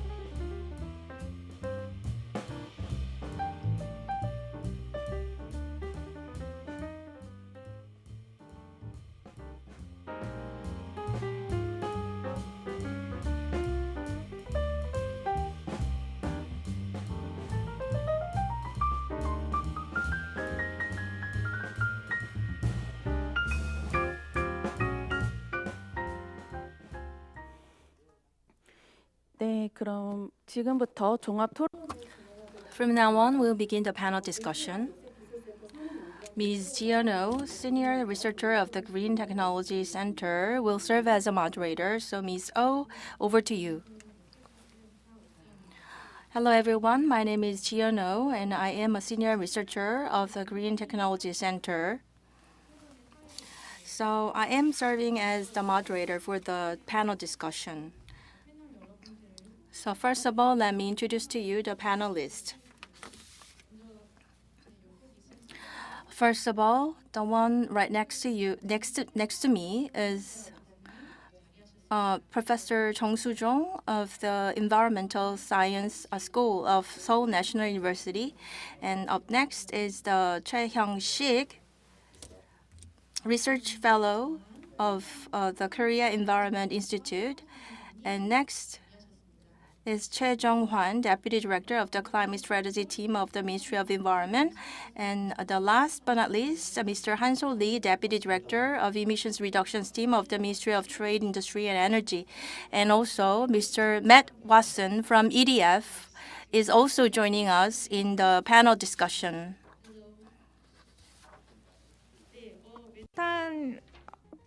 총전의 많은 발제와 So before the panel discussion, there were several presentations, and also we heard keynote speeches as well. And so methane emission reduction is critical. So methane remains in the atmosphere shorter than the carbon dioxide. So that indicates that methane emission reduction can be playing a crucial role in slowing down global warming temperature increase. And also in the COP26 that was held last year, by 2030, based on 2020, methane emissions must be reduced by 30% according to the Global Methane Pledge. So we have invited speakers and panelists to talk about how Korea can implement global methane pledge, and also how the Korea is able to achieve the climate change global target, limiting global warming to 1.5 degrees Celsius. So first of all, we'd like to hear from each panelist first, and then we will cover some questions. So first, Mr. Jeong, Deputy Director of the Climate Strategy Team of the Ministry of Environment, will talk about the current status of Korean government and also what kind of preparations Korea is making. Let me introduce myself. I am Jeong. 전반에 대한 총괄 업무를 맡고 있습니다. 말씀해 주신 대로 As you said, 환경부를 비롯 In relation to methane, the Ministry of Environment and other governmental agencies have a goal and aims to reduce methane by 30% by 2030 compared to 2015.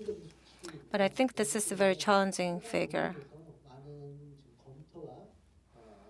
So educate holders and agencies are looking for any possible measures to accomplish the goal.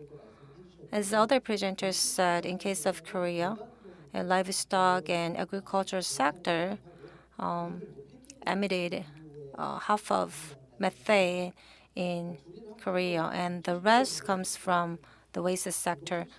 So combining agricultural and livestock field and waste sector, then methane emission represents 60% of the total. And the cows and also manure fermentation, especially also rice, water, and paddy water system emit methane, because rice sector emit methane, and also sewage system emit methane because of the fermentation of waste. once waste is buried underground, then the waste gets rot and it emits methane. And in the past, food waste was also buried, but now it is prohibited. So today, the waste burial spots are emitting less methane compared to the past.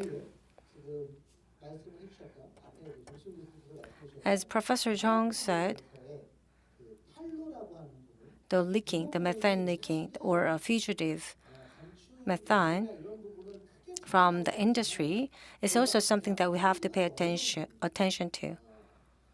Well, for your reference, the calculation for methane leaking is like this.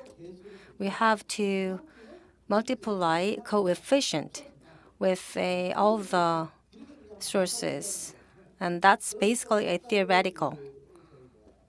And that's why General Secretary Kim So-hee said that directly measured amount of methane may be different from the statistical amount of methane. Just the coefficient to multiplying figure should be different from the directly measured ones, of course. But of course, when we calculate or set up a coefficient, we have to directly measure the amount of methane. But once the coefficient is set, then regardless of the conditions, that coefficient is used for calculations. And at the national level, what kind of measures and policies do we have to take to reduce methane? As for leaking, maybe we have to prohibit methane from being used. That's one of the possible policies. And the second is that we may recover the methane emitted. There are two policies or actions at the higher level, but prohibition of the use of methane is not really feasible in the short term. That's why we may have to go for the second option. We may recover the methane emitted. Companies and individuals, so non-state actors have to be motivated to join in this effort. So we may have to provide incentives. As you understand, though, at the moment, well, Professor Jeong said that the research team goes around the industries, the companies. But if we go there on the spot under the name of the Ministry of Environment, then companies feel really embarrassed. But methane is not something that we can punish with, although methane is a greenhouse gas emitter. So we have to manage it. But there's no legal ground to punish any companies that emit methane. Nonetheless, to reduce the gap between directly measured methane and statistical methane, we may have to do something. So we have to address such issues. So at the governmental level, we have been thinking about how to address these issues a lot. Methane leaking is not really economical from the company's perspective as well. It's going to be a loss for the company as well, not only at the level of greenhouse gas emissions. So companies may have to figure out where the energy leaks. And if we can find any best practices from that field, then maybe we can motivate more companies to join in this endeavor. The actually leaked methane can be reduced, and if the leakage can be calculated and directly measured, and the statistics was set up, then we can come up with more clear conclusions about how we can reduce methane. The current statistics is basically based on a coefficient, theoretical coefficient. So that's why the reduction of the methane effect, the effect of the reduction methane effect, is not that clear because everything was theoretical. So we have to improve this matter. So the Ministry of Industry and Environment are working together to tackle this issue. Last but not least, for your reference,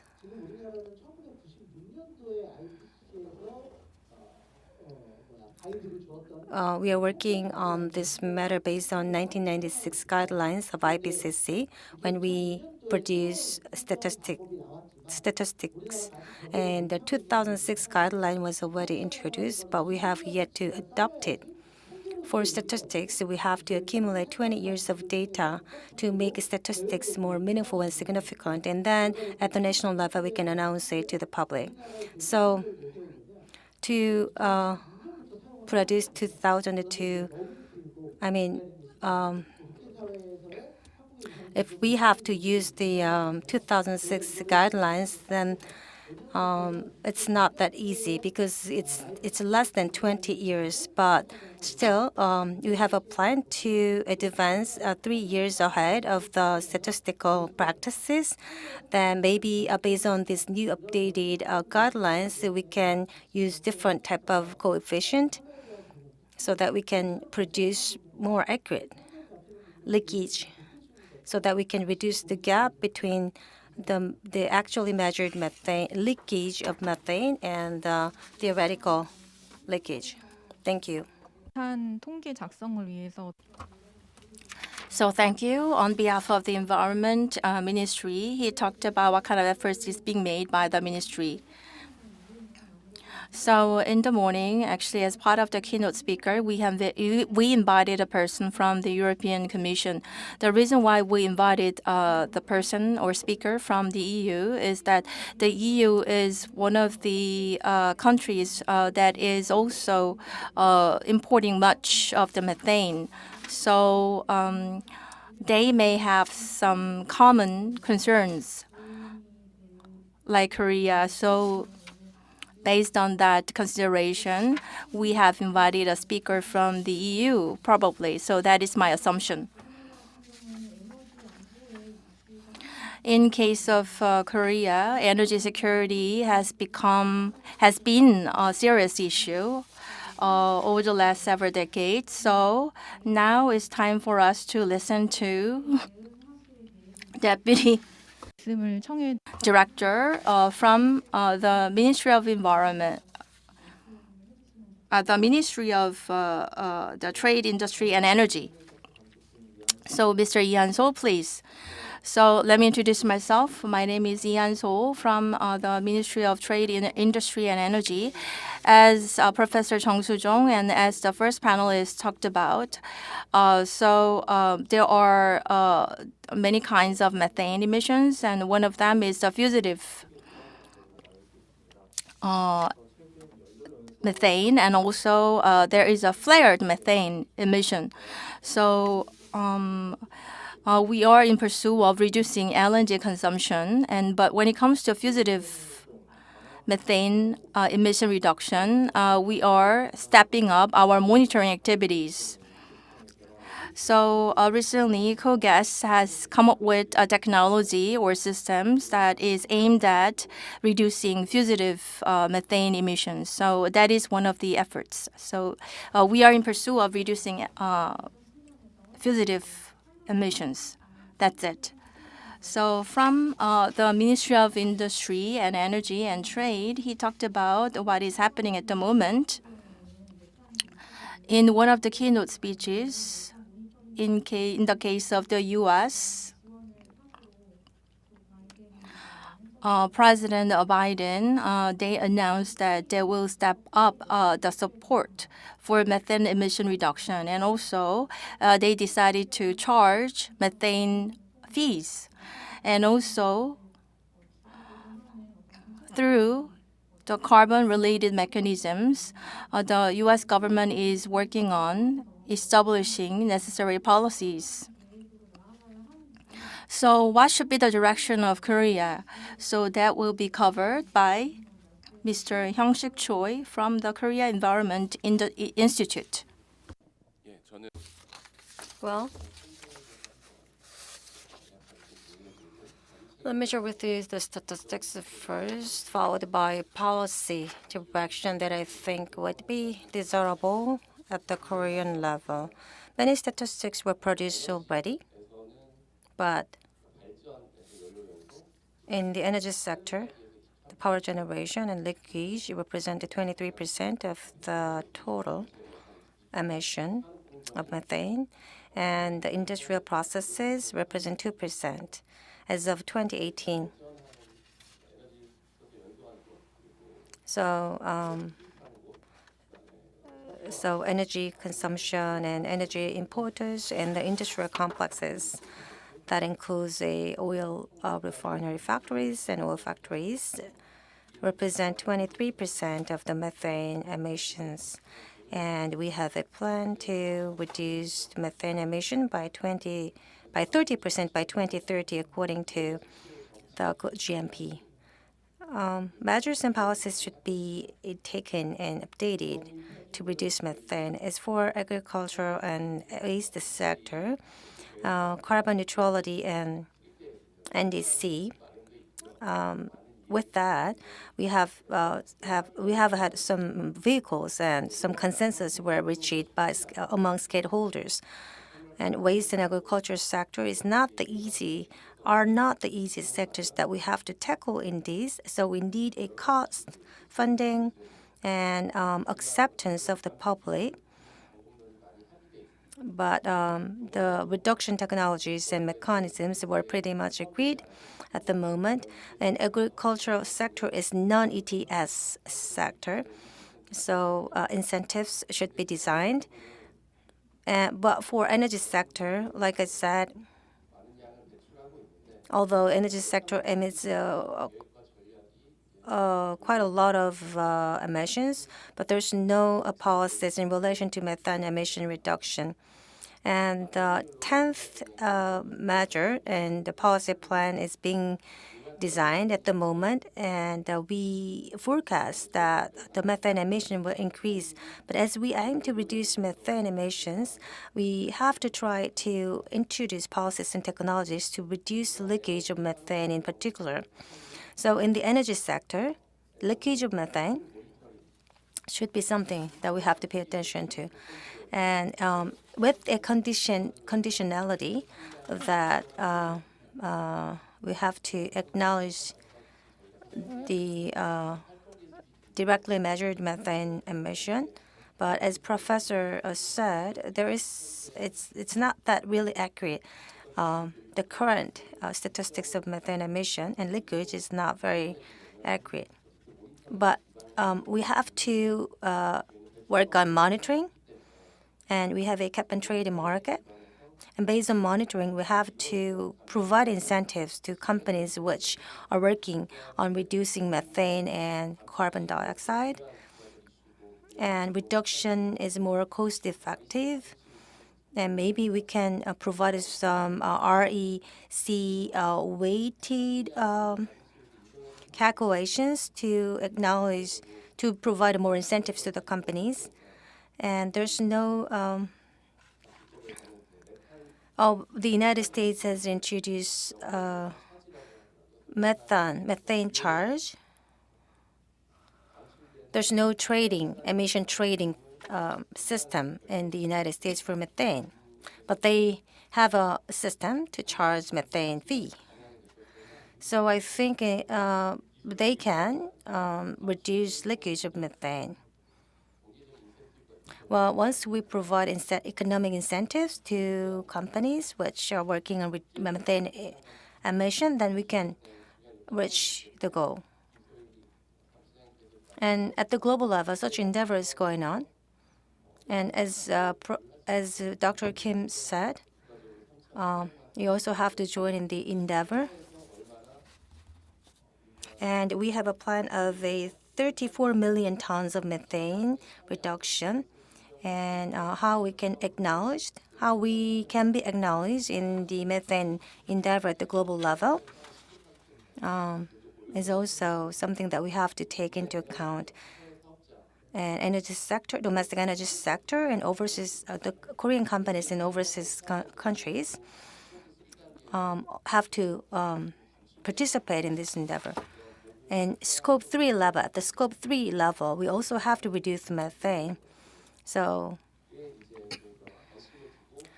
we have to pay attention to leakage of methane.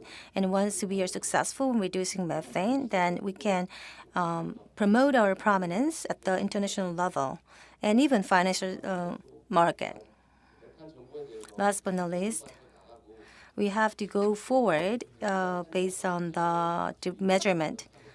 And we have to keep working on methane reduction, leakage reduction of methane. Thank you. 님의 앞으로 So researcher Choi talked about what kind of direction Korea needs to take in relations to methane emission reduction. Before today's webinar, participants and the panelists asked questions in advance, and they shared the questions in advance. And based on the shared questions, we will lead the discussion. So we received several questions, and one of the questions that we received is related to EDF. Mr. Matt Watson, this is a question for you. So at the global level, when we take a look at the major agenda of methane emission, what is the best way to strike a balance between the methane importers and exporters? And what is the best way to strike a carbon balance or the methane balance between nations? Yeah, so let me respond first, if I could, to some of the previous comments. And this actually relates to the question. So the global methane pledge, it's important to understand that there's flexibility within that. That pledge is structured as a collective pledge to be met by all of the participating countries. So some countries may do more depending on their capacity and their emissions, and some countries may do less depending on their capacity and their emissions. But it's important to understand the flexibility that's in that, and the importance of countries working collectively, which speaks to the issues of the question you raised about importers and exporters working together. The other thing that I wanted to note about some of the previous discussion was that, I spent a fair bit of time in my earlier comments talking about the importance of science and data, and it is crucial. But I think it's also important to recognize that there are a lot of actions that can be taken even in the absence of perfect information. And in fact, we have a number of countries that have done that. The US, for example, adopted its first set of methane rules back in early 2016, and we didn't have nearly the data at that point that we do now. And there are examples of other countries around the world where there are common sense technologies and practices that can be put in place that we know will reduce methane emissions cost effectively. So I wanted to highlight that. I think it will certainly be the case as Korea moves forward that you'll find that to be a similar experience with your domestic activities. So in the energy space, I'm certain that you will find that in the midstream sector, so import facilities and pipelines and processing facilities and compressor stations, that there are basic measures that can be put into place around leak detection and repair and equipment selection and equipment maintenance that will guarantee you cost-effective reductions Same thing downstream in the gas distribution systems in the urban areas. Everywhere we've looked, we've found that emissions in those systems are higher than the system operators anticipate. And there have been some really innovative approaches to finding and fixing those leaks that we'll be happy to share with folks. But the thing that I really want to emphasize, and I think this gets back to the spirit of your question, is that I believe Korea's real power when it comes to methane reductions is in its global influence. So there's been a lot of discussion already about the influence that the country can exert as a big gas buyer. Something that we haven't talked about is the fact that the Korean National Oil Corporation actually has a footprint that expands around the world, in Africa and North America and Central Asia. And so it has a very big footprint, and the activities that happen there are important to include in methane planning for the country. The same thing with steel manufacturing. There's an enormous ability to leverage Korean market power to drive better methane performance in the production of metallurgic coal as an input for the steel production that happens in the country. So I think those are things to really keep in mind. And I'll wrap up here quickly, but it's important to also remember when it comes to sort of getting credit for making those investments and setting those standards and getting those reductions in other parts of the world, that not only does the global methane pledge allow for that, but the Paris Agreement allows for that as well. Article 6, which I'm not an expert in, but Article 6 of the agreement explicitly contemplates the idea of countries working together on climate solutions and then sharing the credit for those solutions in their respective NDCs.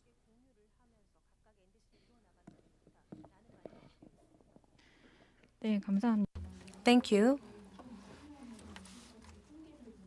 Looking at the statistics of greenhouse gas emissions in 2022, the methane represented 4.14% of the total emissions. So I think the person who asked the question is curious if why we have to participate in methane reduction pledge, although as Korea's methane emission is so small, but we are importing oil and gas, and we are one of the largest importers, and so we can play a key role in controlling methane reduction. That's the point that I understood from Mr. Matt Watson. And to reduce greenhouse gas emissions, we have to work all together at the international level. Although the methane emission is not that large at the domestic level. Now let's move on to the next question. In July 2022, in the Economic Forum for Energy and Climate, Mr. Han, the Prime Minister, said that we have a plan to set up a energy plan to reduce oil and gas, and that's one of the reasons that the person who asked this question. One of the strategies for 2030 to reduce methane. What kind of strategies do you have, and is there any regulations or on liquids of methane? Maybe Deputy Director from the Ministry of Environment. 환경부 최정환 사무관입니다. Let me try to answer. I am Jeong from the Ministry of Environment. Actually, you talked about the roadmap to methane emission reduction for the future. So we are working on it. Actually, in March next year, in order to achieve 2030 NDC, we will announce the national NDC roadmap. So at the moment, we are working on it. 글로벌 메탄 서약권 Coincidentally, 2030 NDC and the Global Methane Pledge, they are targeting the same year, 2030. So, under the Global Methane Pledge, we are supposed to reduce the methane emissions by 30% based on 2020, and also that is in line with the NDC target. So that will be the way of the roadmap when we actually announce next year. So also there will be a separate content related to methane emission reduction in the roadmap. So that is the plan according to my knowledge. And also, at the moment, we are not establishing any regulations related to methane emission reduction. So there is no legal base that we are working on. As I mentioned earlier, so the methane emission is not the subject of penalty under any regulations of Korea. However,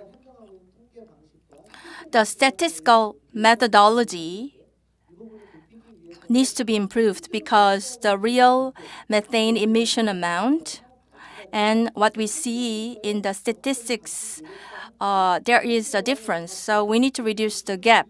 So we need to reduce the gap between the two. So we need to increase the accuracy of statistical data. So rather than working on any legal regulations to charge any party penalties, I think that first of all, we need to make sure to have accurate data available. So the basic infrastructures for having accurate data should be established first. And then after that, we can review the idea of legal requirements in later stage. That's it. Thank you for saying that. As you mentioned, the priority of the government is to reduce the gap between the statistical data and what is really happening. So in relation to this matter, we received questions already. So the questions were related to methane emission measurement. So I'd like to give this question to Professor Sujong Jeong of Seoul National University. So the amount of methane in the atmosphere and the amount of methane in the land or soil. So when you measure that, what kind of methodology do you use? And also when you make a measurement, what kind of other elements are also measured? So I'd like to give this question to Professor Sujong of Seoul National University. I am Sujong from Seoul National University. 되게 기술적이어가지고 So that was such a technical question. So it is really hard to give every detailed details here. But when it comes to measurement, we apply different method. Actually, we absorb the air and we make a measurement, and also we use the scientific tools and equipment and so on. But we don't measure just methane, and we measure carbon dioxide as well, and also carbon monoxide and other substances are measured as well. In case of methane, actually biogenic methane emissions is also part of the measurement. So so we try to identify the source of the methane emissions. Is it from the fossil fuels, or is it just related to biogenic things? So we try to identify the points or spots where we forecast high concentrations of methane emissions. So once we identify such places or spots, we try to leverage satellite, or we also try to leverage the better equipment. However, as the Environment Ministry person mentioned, the exact measurement method for methane emissions has not been defined officially by the government. So I assume that the Environment Ministry is working on it. So at the national level, there would be some guidelines concerning how to measure methane emissions, I guess. 저희가 오늘 어떻게 보면 이제 And what I want to tell you additionally is that, of course, it is important to identify whether it is the waste sector or whether it is the agriculture or livestock sector. But regardless of which sector it is, voluntary participation or engagement is very important. Of course, charging companies or charging any parties or the polluters, penalty could be a means option. However, I think that it is time for us to encourage voluntary engagement, voluntary participation. So when we travel across the nation for the measurement of methane emissions, now, we started doing that because we wanted to come with the objective and more accurate data. Of course, at the national level, there are some statisticals available. However, that is not reliable fully. So there are talkings that there's a lack of accuracy in statistical numbers. However, what I am more worried about is that actually there are many missing pieces of information. For example, in the sewage, so there are so many manholes in Seoul. So the rainwater and a lot of things go into the sewage system through manholes. So we need to gather information, collect information related to methane emissions concerning manholes. So that kind of missing pieces needs to be filled up. So somehow, we need to monitor those missing parts. So I think this is the way that we should adopt. So missing pieces should be filled up for the future. Thank you. Thank you for your comments.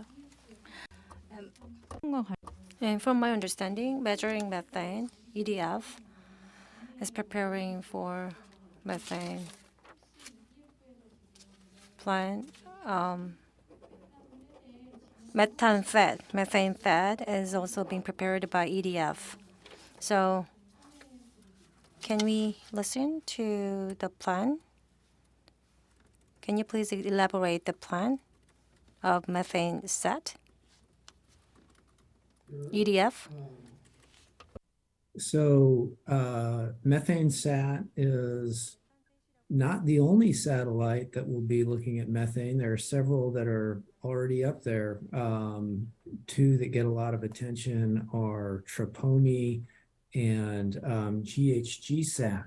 And the differences between those two satellites and what Methane Sat will do is one of them takes a very broad view and of geographic view and has very high detection limits. So it's good at getting an overall global picture of methane emissions. The other is what you can think of as target mode. It's very good at pointing at individual facilities. And what Methane Sat is going to do is basically fill a gap that's in the middle. So it will basically measure emissions in 200 kilometer by 200 kilometer square swaths going around. I believe we have the ability to capture 80% of the world's, or we will have the ability to capture 80% of the world's oil and gas production and take a picture of that entire universe of facilities and emissions once every 3 or 4 days. And Methane Sat will have an extremely low detection limit. It will be very sensitive. So it's going to be able to both capture individual emission sources, like facilities that are having large emission events, but also measure area emissions. So it will look at, that 200 by 200 kilometer square and be able to measure the area emissions there. And then the last thing I'll mention was a key thing that Methane Sat is going to be able to do that I believe is unique among the satellites that are out there, is it will measure not only methane concentrations, but it will also measure methane rates. So you'll be able to see how much is actually being emitted at a particular time when you take a given scan of an area. So that's kind of an overview of Methane Sat. The other thing I want to mention is, I think one or two speakers may have alluded to this, but there's an entity called IMEO, the International Methane Emissions Observatory, that is being housed in the UN, and it's already beginning to operate, and it is going to collect data from satellites and from ground-based studies, such as the one that was just being discussed that Seoul National University is doing, just a whole range of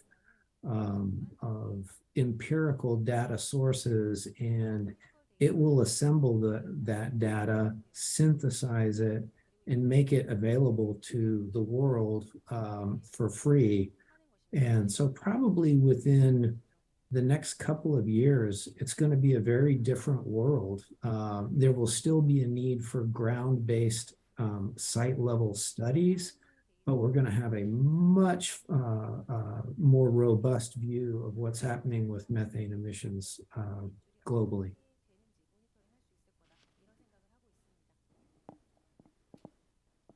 네, 이 관련해 Thank you.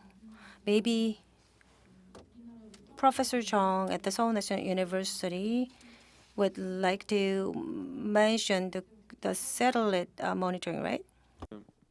우리가 이제 So when we talk about measurement and monitoring, satellite is becoming ever more important. As I mentioned during my presentation,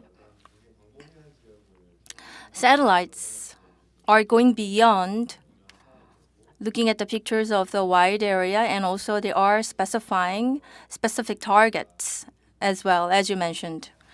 And for example, when NASA released emissions informations recently. However, Korea did not have any information through which we can respond to that, because we don't have a specific satellite for that. So I think that we need to think about what kind of satellite we need to develop or we need to use.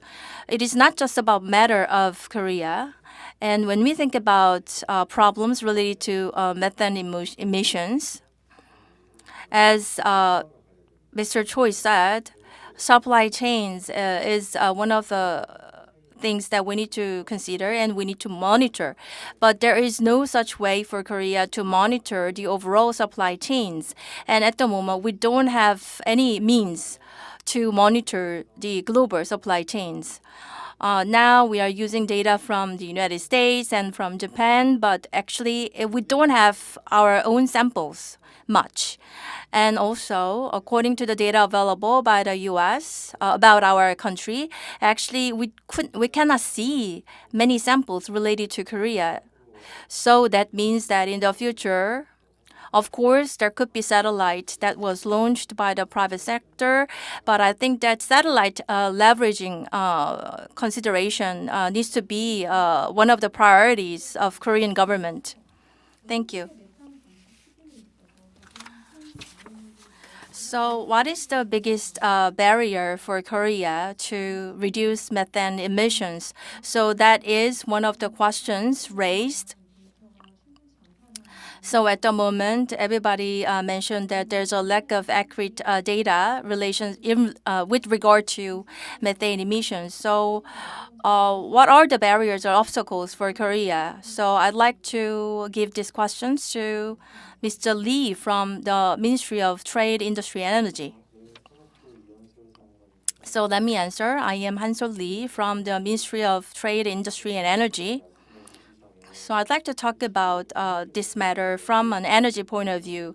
So in the energy sector, supply and demand of fuel is one of the critical issues. So there are disruptions in supply chain of energy fuel. And as Mr. Watson mentioned,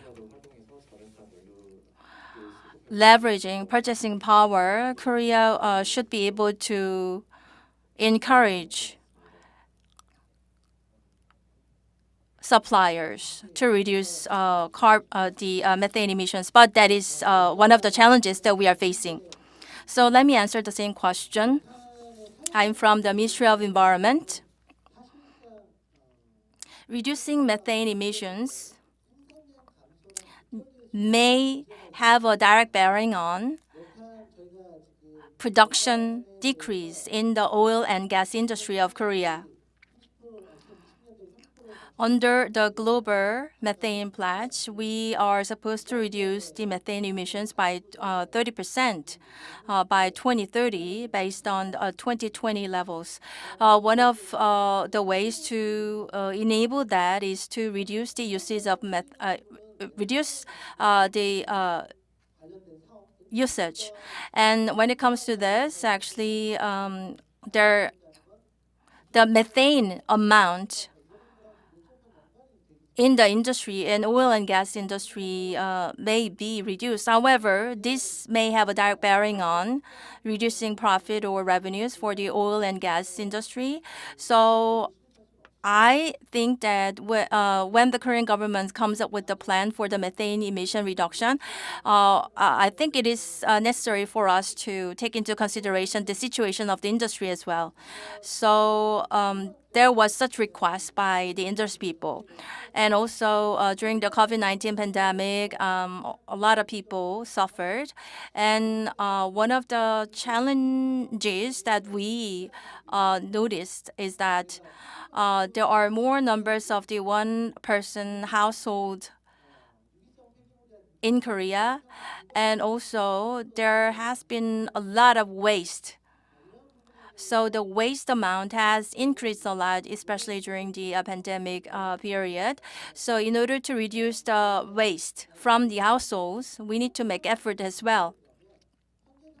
If the current situation is maintained, of course, we need to think about solutions to tackle the current situation. However, we never know what would happen in the future. So in times of uncertainties, we need to make best possible forecast. And that is one of the challenges faced by the industry and also faced by the government. Thank you. 사모님 Thank you. As Deputy Director from the Ministry of Environment mentioned, maybe we can think of the reduction of food waste. Maybe IDC system and the Research Center of the Ecology asked if there's any measures to raise awareness of this methane reduction.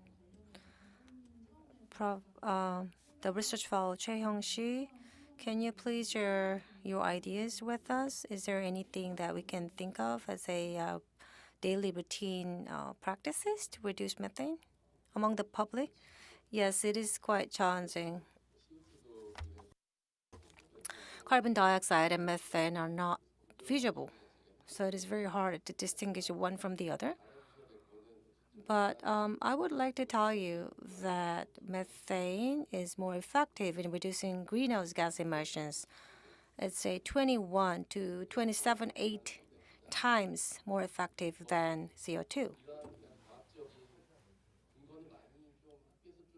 We have seen many scientific evidence in universities. So the environmental majors have been looking at it already, I think. And so methane reduction is more cost-effective, and that's the consensus of the scientific community. I think we have to make sure the public also understand this. In our case, well, in addition to what I said, I would like to emphasize that the energy sector and the agricultural waste should be the areas that we have to pay attention to when we invest equipment in facilities. And if there's any regulations for daily routine of the public, then please, maybe citizens have to be active in joining and participating in the regulations, maybe accept the regulations at the public level. And from the company's perspective, and the leakage of methane is not that large in the energy sector, so you may not be very much keen on to this matter. The methane is more effective in the energy sector in reducing greenhouse gas emissions. That's why we have been, and the globe is saying that we have to pay attention to methane reduction in energy sector. But like mentioned in Korea, methane portion and the total emission is really small. However, we have to convince companies that they have to understand that methane also have to be reduced altogether at in part of the endeavor to join in the international endeavor, and we have to adopt the relevant policies to convince the companies. Well, as the webinar's title is the Global Methane Pledge and U.S. ROK cooperation. So maybe the audience asked the questions regarding how to cooperate, how to enhance cooperation between U.S. and ROK. For example, are you thinking about technical cooperation in reducing methane, or is there any other mechanisms that enhances cooperation? If there is, then what kind of platform we have to use? And the question comes from the Sadang, an organization, and also Green Climate Institute. So I would like to ask EDF, Mr. Matt Watson, to answer this. Can you please tell us about the possible cooperations between U.S. and ROK? Sure. So the joint declaration from energy importers and exporters that was mentioned earlier, I think, is a really positive new development and could be an important platform for that kind of cooperation. So, we would encourage all the countries in the region, the major consuming countries and the countries that are the major exporters to the region to participate in that. I think it'd be great if Korea joined. Australia ought to be in there. We ought to see Qatar in there. So that can be a great platform. It's not the only one. But I think the kinds of issues that could be worked out in a collaborative effort like that include things like developing a common agreement around MRV standards, so monitoring, reporting, and verification standards. Another key element, and this might be the most important thing of all, is coming to agreement around finance mechanisms to help support these projects, which, and I just want to remind folks that, especially at today's gas prices, almost all of these projects will bring a return to the companies that participate in them. So finance is another key element. I think providing technical support to methane mitigation projects is another key element of all of this, but not just technical support, also knowledge transfer and capacity building in the countries that are supplying gas to the region that don't yet have that capacity domestically. That's really important. So I think those are some, at a high level, some core elements of what cooperation could entail.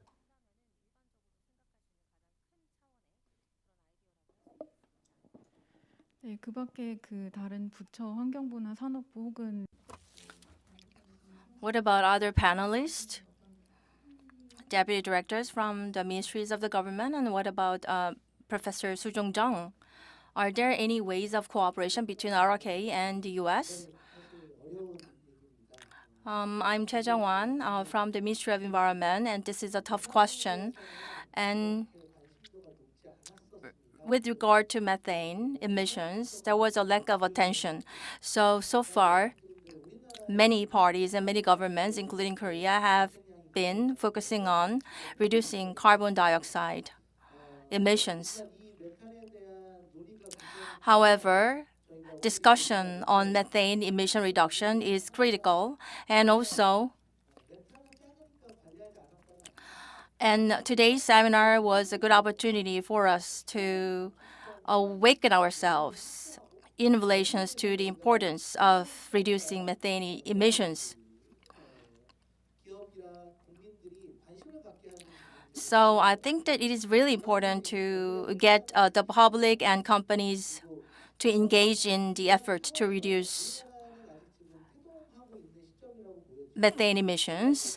I think this should be a starting point. And a methane discussion has just started in Korea. Of course, for sure, the Korean government is participating and engaging in the global effort to reduce the methane emissions. So that's why Korea also joined the Global Methane PM Pledge, GMP. But however, as I mentioned, the level of awareness of the general public with regard to methane emission is low. So we need to increase public awareness, and that is the future direction that we need to go forward for. That's it. So I am Sujong from Seoul National University. So I noticed that there was a question on Zoom. How many years does it take to launch a satellite for this matter? And when we work on it, actually, we can do it quickly. Actually, we can launch a satellite. It doesn't matter how much time is taken. It can be shortened. However, the methane emission reduction is not a matter that can be addressed overnight. And there should be a lot of discussions, and there should be a lot of effort. For example, the NASA in the U.S. and the other relevant parties have a plan to launch constellations along with the satellite. Of course, for that kind of initiative, maybe the Korean government also can participate in that. And by participating and engaging in such an initiative or project, and we will be able to increase more samples relevant to Korea, and also we can play a key role in the international community as well. And as Mr. Choi mentioned, the same goes to research area. Actually, the methane reduction subject is in its infancy in the research sector of Korea. So existing technologies or modeling methodologies of the United States should be researched by Korean researchers further. And there are many things that can be done. So I expect that many good things will happen in the future.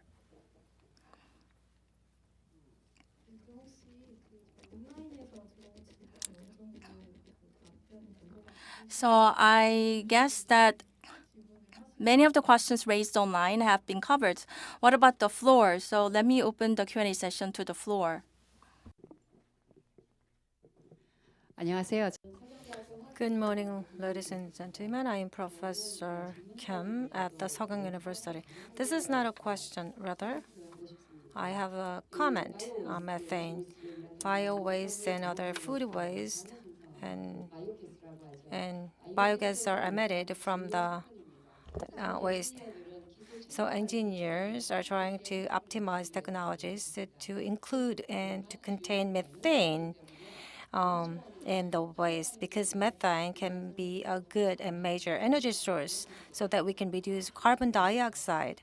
That's the benefit of methane. And the second is about manhole. Yes, it's important. So manhole gas is very harmful, especially during the summer, and that's explosive. It has a potential of explosion. Then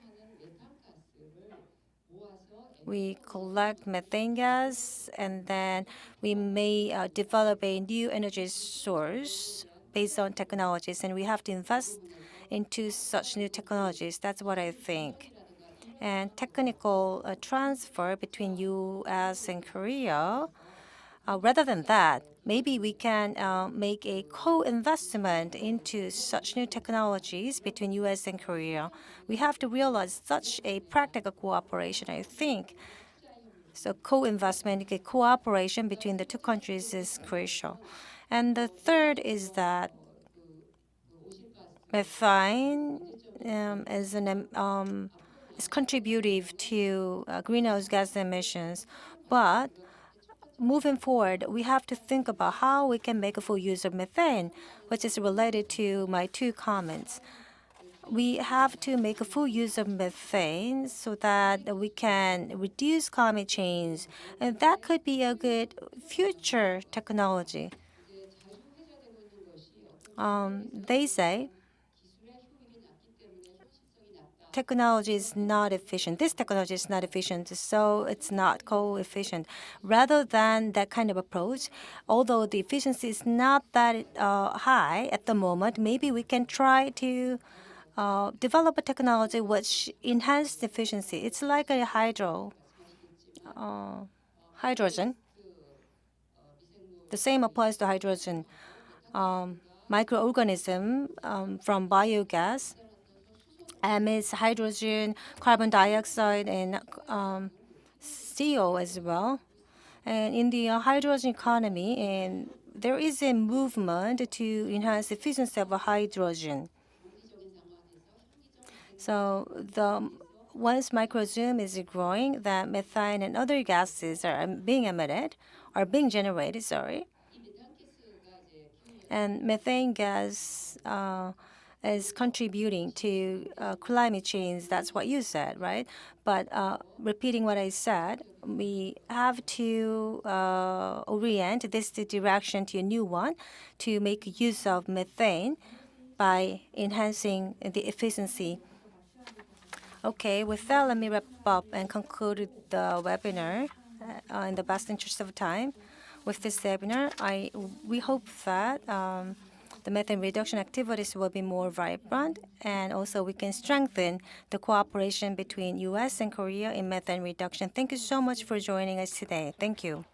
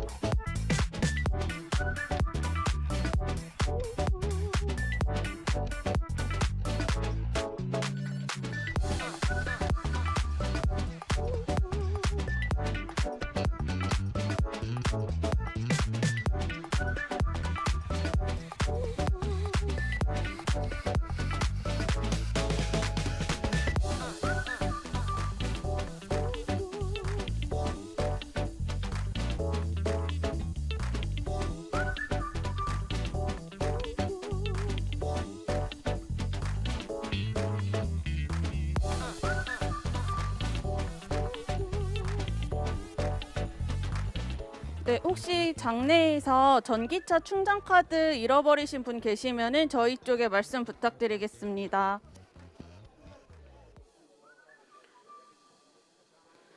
장내에서 전기차 충전 카드 잃어버리신 분은 저희 쪽에 말씀 부탁드리겠습니다.